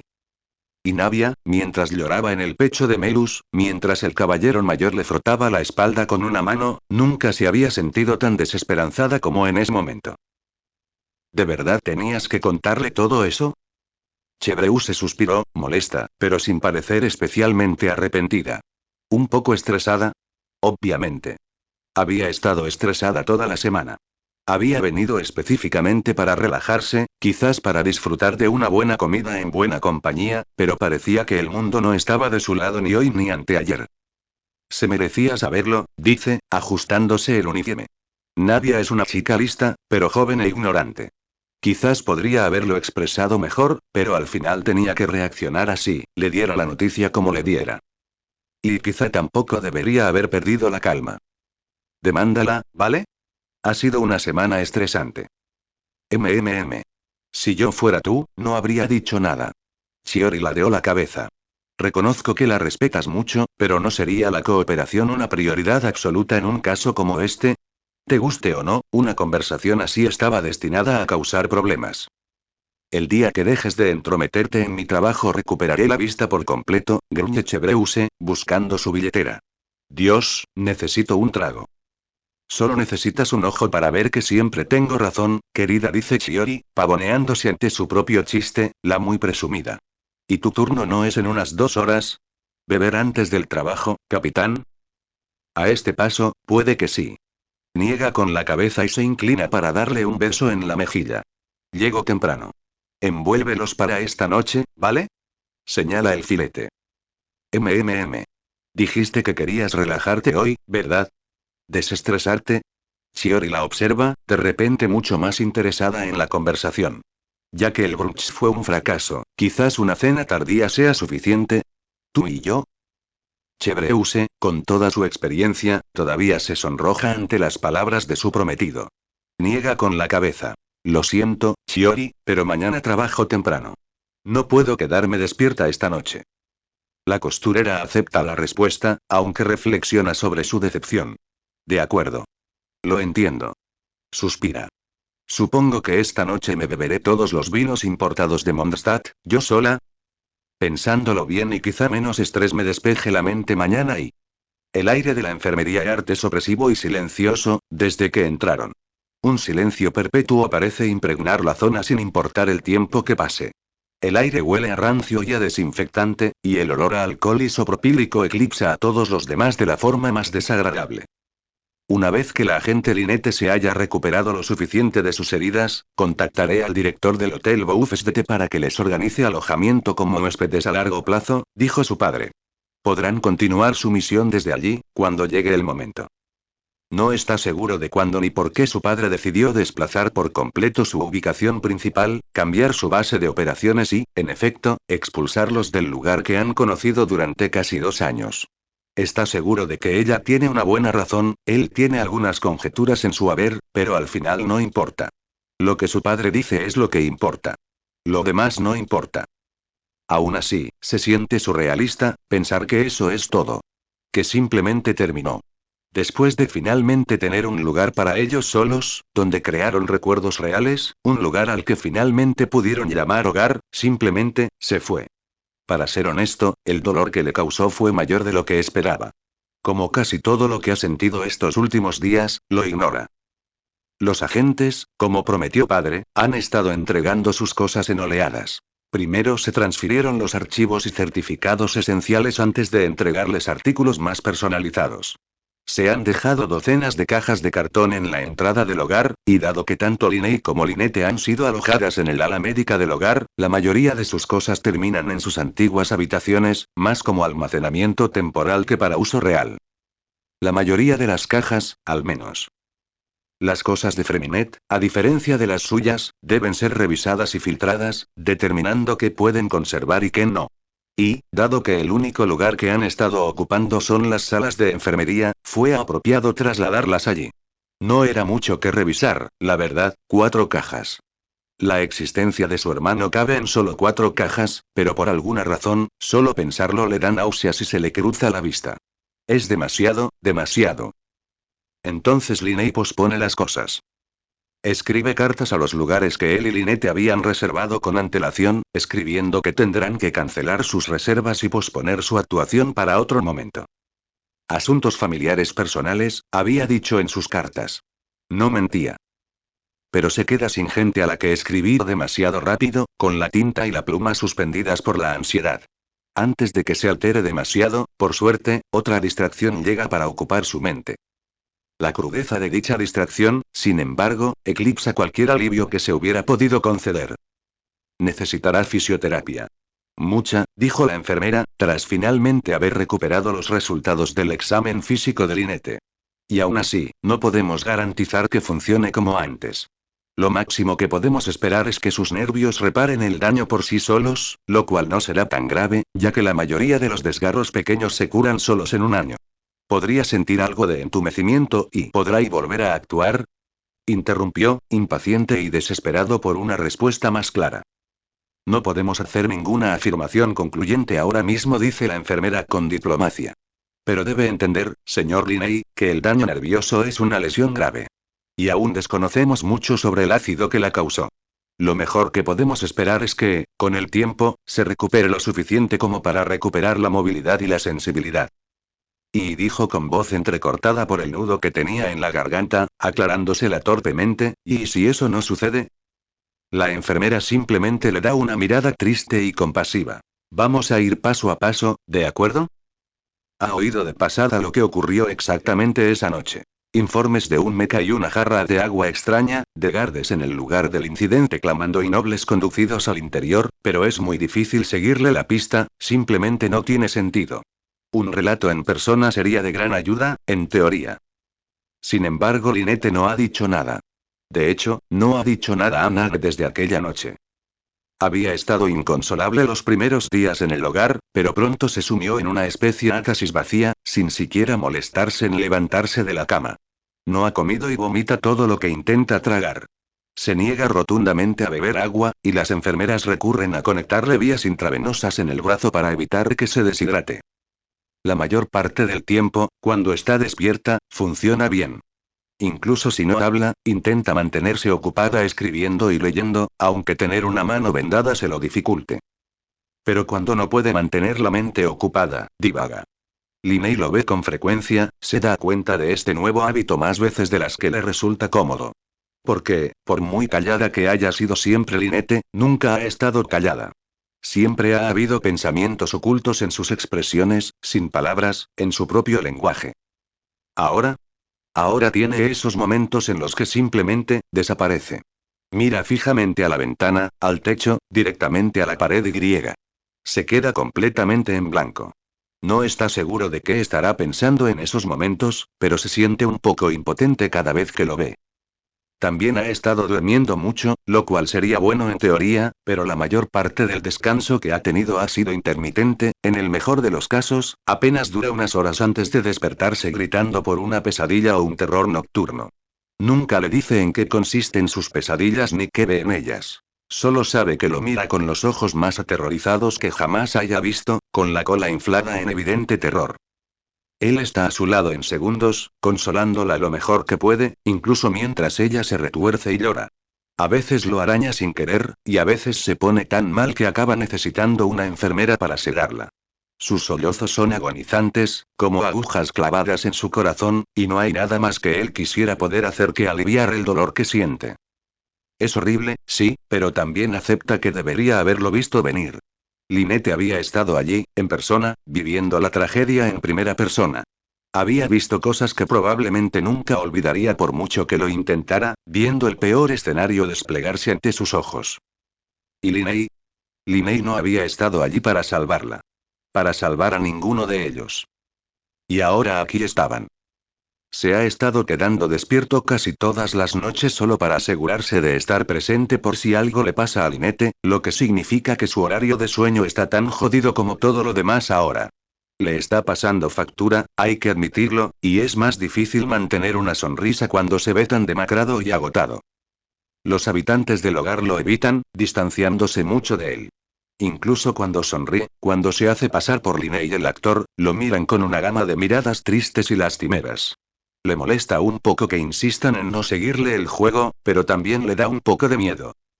Linney sonríe porque no tiene ni idea de qué hará si no lo hace. Reconocer cualquier cosa ajena a sí mismo significa que tendrá que empezar a procesar las cosas correctamente, lo que está bastante seguro de que acabará en desastre para él y para cualquiera que esté cerca.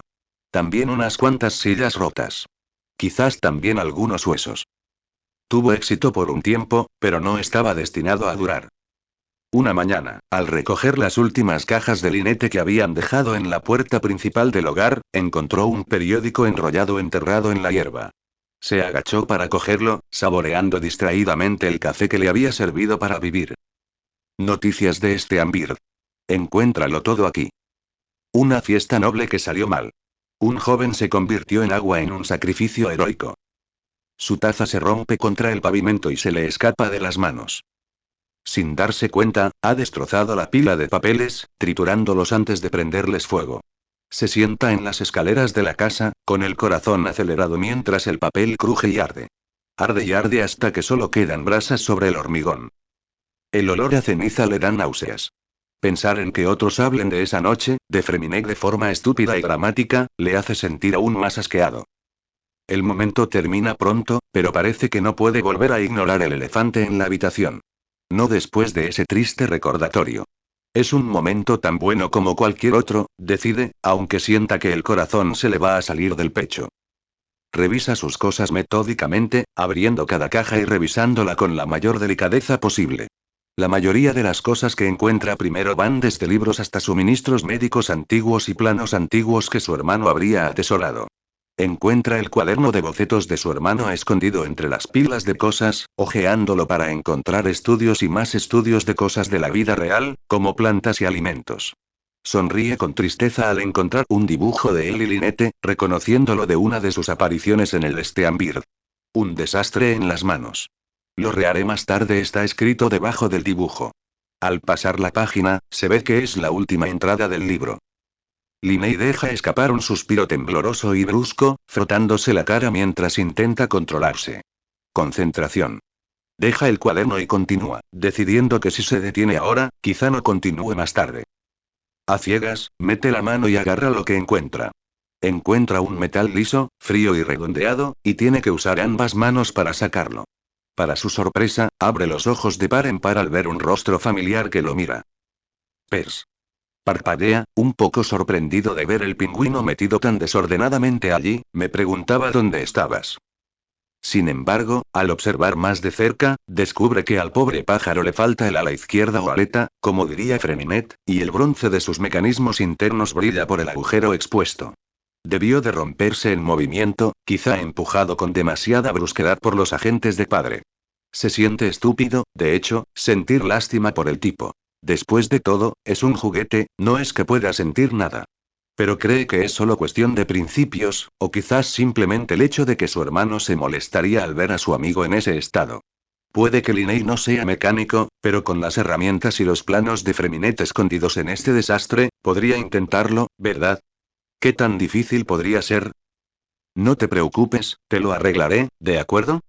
Promete, sin importarle lo ridículo que pueda parecerle a los demás hablar con un pájaro mecánico. Sostiene a Pers en una mano y mete la otra en la caja. Freminet debe haber guardado sus herramientas por aquí. Su mano toca algo redondo y liso, y antes de poder registrar lo que es, lo agarra y lo saca. Linney se congela. Una visión criogénica se había posado en su palma, su brillo alguna vez brillante y vivo fue reemplazado por un gris apagado.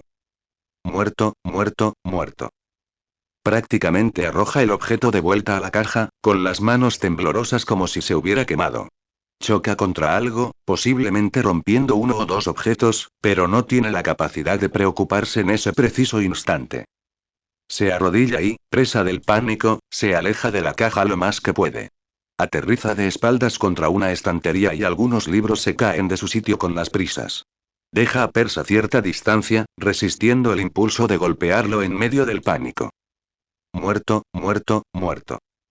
Tiembla como una hoja, con los ojos llenos de lágrimas mientras aprieta los dientes para no gritar.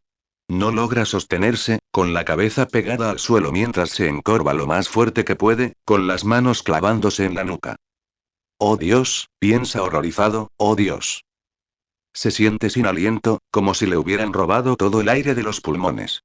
Su respiración errática lo deja tan aturdido que empiezan a aparecer puntos negros en su visión. Deja de registrar el mundo que lo rodea, la estática ahoga sus pensamientos en un torrente ensordecedor, las manos tirando con saña de mechones de pelo gris con tanta fuerza que siente que va a arrancarse la piel. Sus pensamientos son gritos fuertes e indescifrables que parecen oprimir su mente, desgarrando su cráneo en dos desde adentro hacia afuera. Muerto, muerto, muerto, muerto. Hasta que siente que algo le roza la cara y la sensación del pelaje le hace saltar. Bro. El gato negro maulla a su lado, captando por fin su atención. La estática disminuye lo suficiente como para que un pensamiento se registre en su mente. Oh, Roseland. Debió de escabullirse de su sombrero en medio del pánico. Al ver que él no se acerca ni se mueve hacia ella, con el cuerpo aún temblando, ella se abre paso entre sus brazos, donde estos habían estado ocupados clavándose en sus hombros. Ella se abre paso entre su abrazo, y Linney, que no quiere hacerle daño, se ve obligado a soltarse.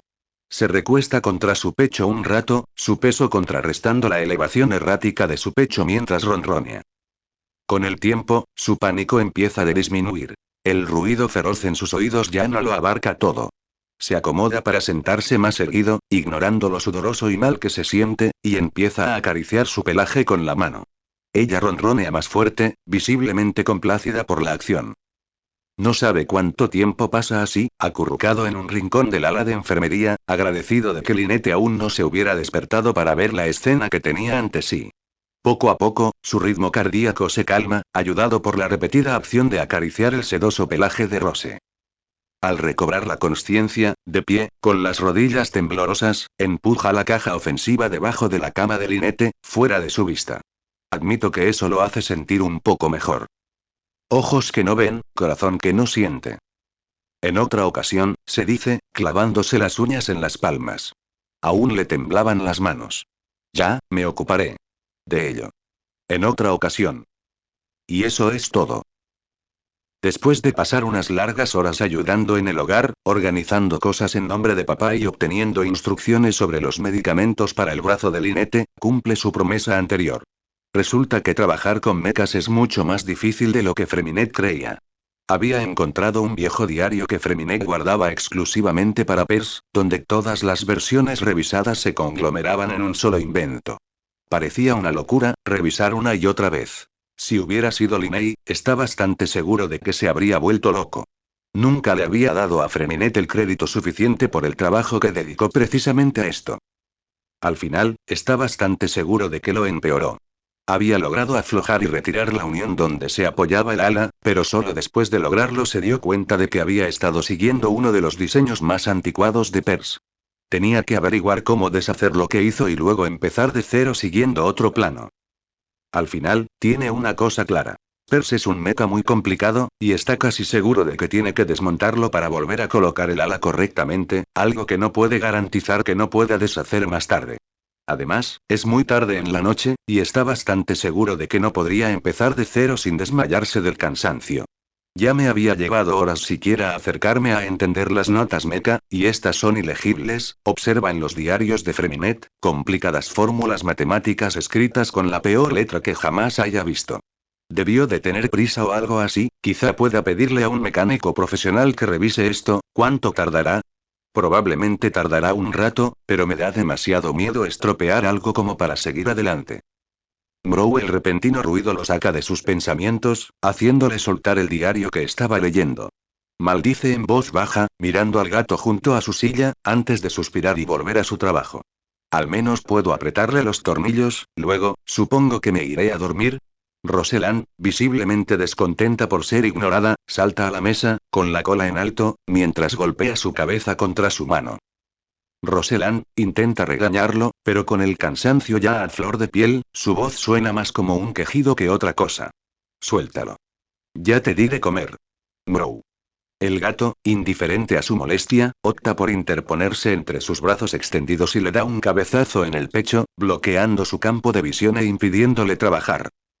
Linney suspira, cediendo finalmente mientras deja las herramientas y se gira para acariciar la masa de pelo en sus brazos. Roseland nunca ha sido una gata particularmente pegajosa. Le gusta molestar de vez en cuando, sí, pero ahora es diferente. Seguro que sigue preocupada por lo de antes, piensa, lo que, admito, le hace sentir fatal. Preocupando a tu propio gato, no puedes hacer nada bien. Lo siento, Ross murmura con cansancio, dándose un golpe en la frente contra los felinos. Probablemente ya estés harta de mí, ¿verdad? De mí y de mis dramatismos. La gata, como era de esperar, no responde al codazo, demasiado ocupada frotándose la cara contra la camisa de él, ronroneando con descarada satisfacción. De hecho, consigue arrancarle una sonrisa. Por pequeña y cansada que parezca, era la primera vez que lo hacía en días. Por un breve instante, sintió paz. Eso fue hasta que sintió un tirón alrededor del cuello, la cadena del collar de Freminet presionando su nuca mientras Rosalind intentaba quitárselo. De inmediato, sintió que el corazón le subía a la garganta y levantó la mano en un instante para quitársela de encima. Oye. Si sea furioso, un poco más fuerte de lo que pretendía. Mira de reojo a Lynette, que aún dormía, antes de clavarle una mirada fulminante. Gato malo. Gato malo. Esto, se aferra al relicario, buscando algún rasguño, no tenía ninguno, por suerte, no es un juguete. Mrou. Maulla el gato, claramente en protesta. Limei, decidido a que ya está harto, se inclina para intentar bajarla del escritorio. Antes de que él pueda levantarla, ella evade sus brazos y salta hábilmente sobre su hombro, antes de saltar sin mucha elegancia directamente a una caja apilada y hacerla caer, derramando su contenido antes de tambalearse hasta ponerse de pie y salir corriendo. Limei siente un tic en el ojo al mirar a Lynette, que, por suerte, aún duerme, antes de fruncir el ceño con tristeza. Los arcontes me dan paciencia. Se arrodilla en el suelo, recogiendo distraídamente el contenido derramado de la caja y devolviéndolo a la caja. Dios mío, qué desastre. Ya tuve que sobornar a la enfermera para que trajera un gato, y viene y hace esto. ¿Y si hubiera habido cristales? Pero mientras guarda un libro tras otro en la caja, se topa con un pequeño cofre ornamental, con el sencillo pestillo abierto tras la caída. Lo recoge y, para su disgusto, observa cómo cae un fajo de papeles. Echa la cabeza hacia atrás y gruñe de fastidio, mirando hacia abajo para alcanzar. Su mano se detuvo. Para Lynette. Parparea y toma el papel para examinarlo más de cerca. Resultó ser un sobre, sellado con uno de los sellos de lacre de Freminet. Mira los demás papeles más de cerca y se da cuenta de que todos son sobres. Desde para Lynette hasta para padre, pasando por Feliz Año Nuevo y Feliz 22. Grados cumpleaños había al menos otras 3 cartas de cumpleaños. Había al menos media docena de cartas, todas dirigidas a diferentes personas o eventos.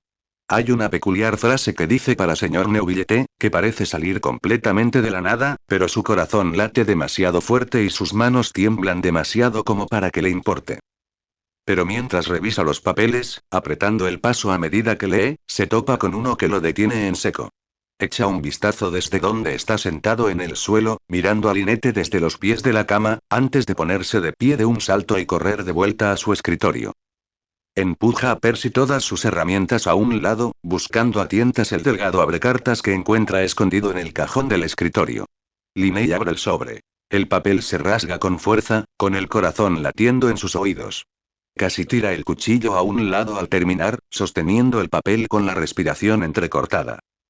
Después de la muerte, decía el frente del sobre, unas simples palabras en tinta que lo miraban. Por un instante, permanece inmóvil, paralizado mientras el pergamino le devuelve la mirada. El papel doblado de la carta asoma por el desgarre que ha hecho.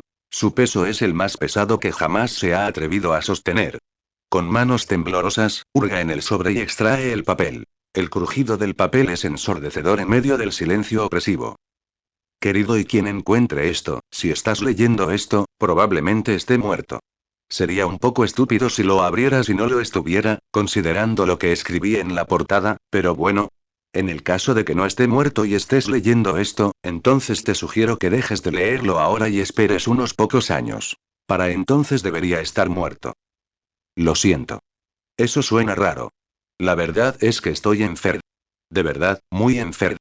No solo nací con la misma enfermedad genética que tenía mi mamá, sino que mi médico también descubrió que tengo vasos sanguíneos delgados.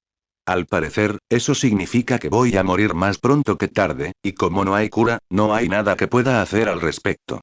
Me dio un estimado y me sugirió algunas cosas que pensó que podrían ayudarme, pero, sí. No me gusta mucho pensar en ello. Tampoco quiero escribir esto, pero lo sigo posponiendo y podría morir antes de poder hacerlo, pero no puedo seguir posponiéndolo solo porque no quiero. Sería un desastre si me lo guardara para el final. Morir de repente es lo peor, probablemente, al menos para todos los que te rodean. No tienen tiempo para prepararse, ni para llorar. Lo sé. Yo también lo hago, ¿no? Lo siento, Linney y Lynette. No se merecen esto, pero no puedo. Ya tuve que sufrir la muerte de mi mamá por esta enfermedad. Lo último que quiero es que carguen con esa carga. Podría afectarlas más que a mí. Aunque sea miope, aunque no me perdonen por esto después, quiero proteger esta felicidad que tenemos un poco más de tiempo. No quiero complicarlos ni estresarlos el resto del tiempo que nos queda juntos. Sé lo egoísta que es esto de mi parte, pero espero que ambos puedan encontrar en ustedes mismos la fuerza para perdonarme.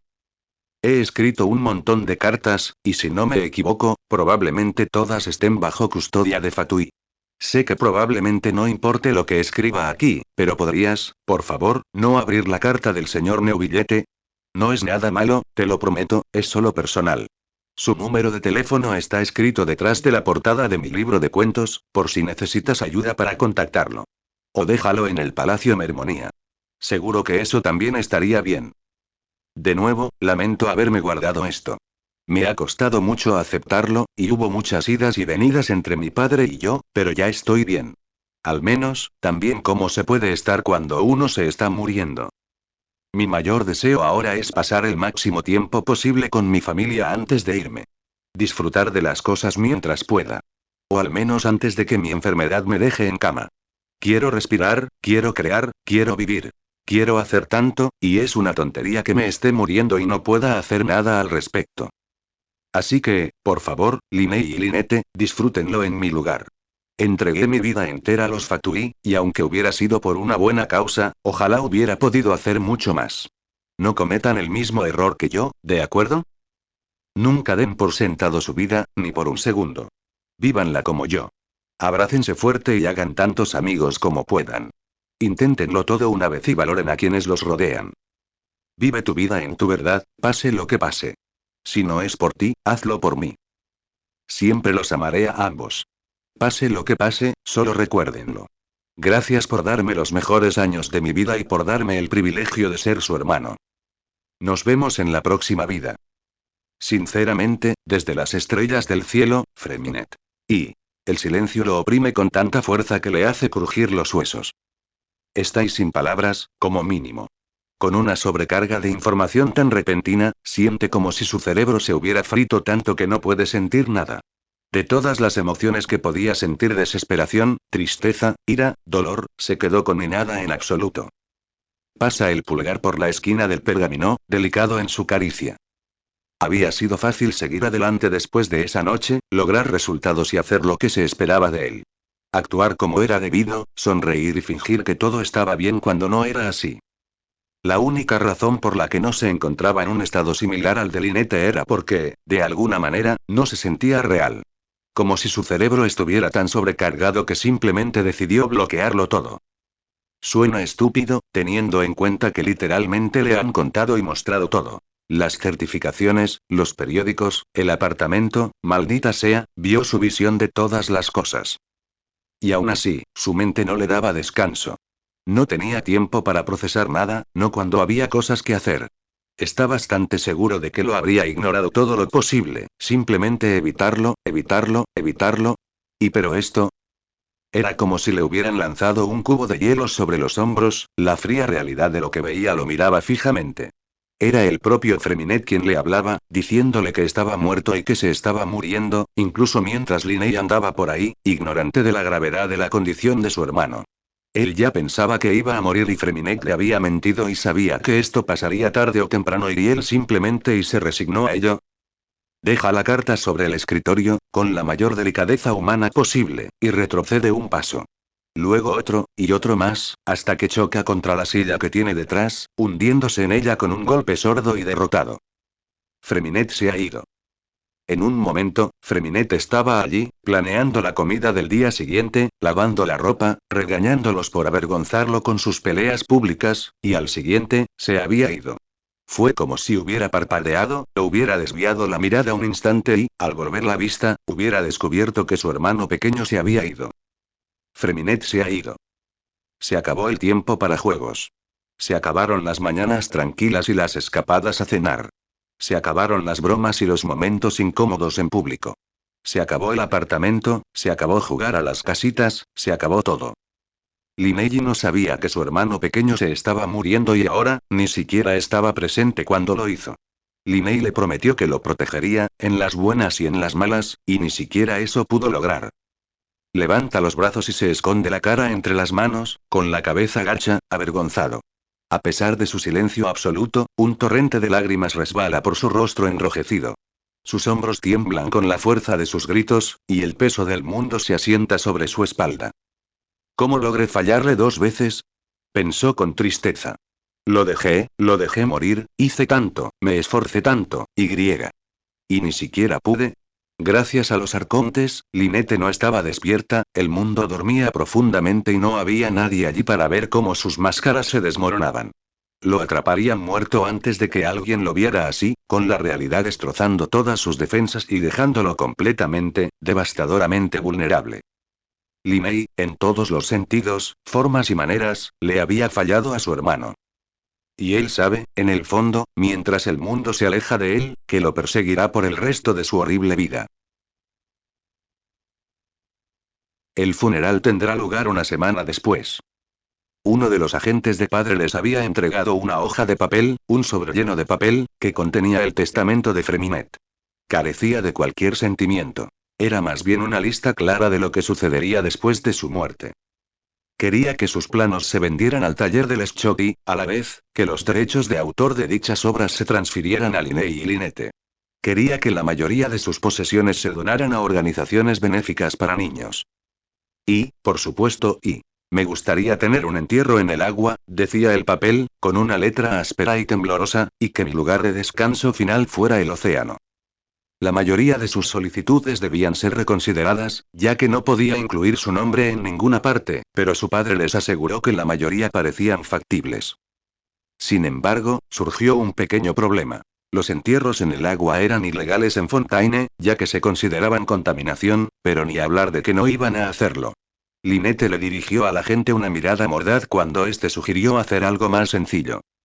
Así que, en tan solo unos días, preparan y planifican todo. Los chicos del grupo de voluntarios del estudio mecánico de la casa les ayudan a modificar el viejo navegador de Freminet para convertirlo en una urna improvisada, que conserva lo poco que quedaba de su identidad. Algunos afirman haber conocido a Freminet cuando aún vivían allí, y desean honrar a su antiguo amigo de cualquier manera posible. Linney reconoce sus rostros, pero no recuerda su identidad. Aún así, les agradece sinceramente. Planean partir poco después.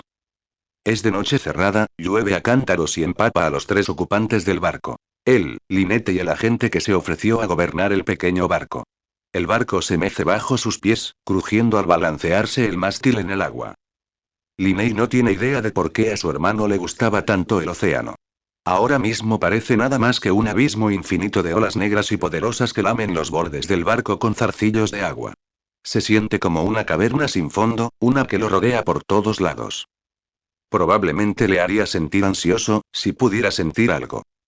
Lynette permanece de pie junto a él, rígida, silenciosa y tensa como una estatua, acurrucada bajo su paraguas. Habían intentado hacerlo en una cita una con mejor clima por el bien de su hermana, pero parecía que la madre naturaleza estaba lloviendo a cántaros, así que tuvieron que conformarse con lo que tenían. Sostiene su paraguas con los nudillos blancos en una mano y se aferra al navegador de Freminet, apretándolo contra su pecho como si fuera un objeto preciado. Él le permite quedárselo por ahora, para darle ese último momento que necesita. Finalmente, sin embargo, el barco se detiene en su destino, en medio del océano de Fontaine, tan vasto como es posible imaginar. Linney le ofrece la mano y se gira para mirar a su hermana. Ella lo mira de golpe, erizada por el repentino movimiento, antes de mirar sus brazos y luego a él. Se desploma visiblemente al percibir la comprensión en sus ojos, antes de extender la mano y, a regañadientes, entregarle el navegador de Freminet. No podía hacerlo. Ambos lo sabían. Principalmente por su reticencia a acercarse al borde, pero también, el dolor de la despedida era demasiado grande. Ella ya lo había visto irse una vez. Él sabe que no podría volver a hacerlo. Así que Linney, como siempre, se ofreció voluntariamente a asumir la parte más difícil. Camina con dificultad hasta la barandilla del barco, con la lluvia fría empapándole la ropa. No le importa si acaba enfermo. Dejó de preocuparse por casi todo hace unos días. Sin embargo, se asegura de no perder el control del navegador. Dentro se encontraban sus tesoros más preciados, aquello que lo hacía ser quien era. Había sido difícil decidir qué guardar, pero al final se decantaron por lo que Freminet probablemente querría tener, donde quiera que fuera. Y aparte de las pocas cosas que Linnea y Lynette pudieron conservar, fue todo lo que quedó de su hermano pequeño. No queda nada por salvar. Concentración. Se detiene en seco al llegar al borde, con el mar en peligro mirándolo desde abajo. Su brazo se apretó alrededor del navegante, balanceándolo sobre la barandilla mientras usaba la mano libre para buscar en su bolsillo. Sacó el relicario de Freminet, cuyo corazón dorado reflejaba la luz de la luna. Presionó con el pulgar sus crestas doradas, grabando los grabados en su memoria, saboreando el momento tanto como pudo antes de tener que separarse de él. Lo colocó en el costado del navegante, enganchando su delicada cadena dorada al metal lateral. Por un instante, Linnea no quiere soltarlo.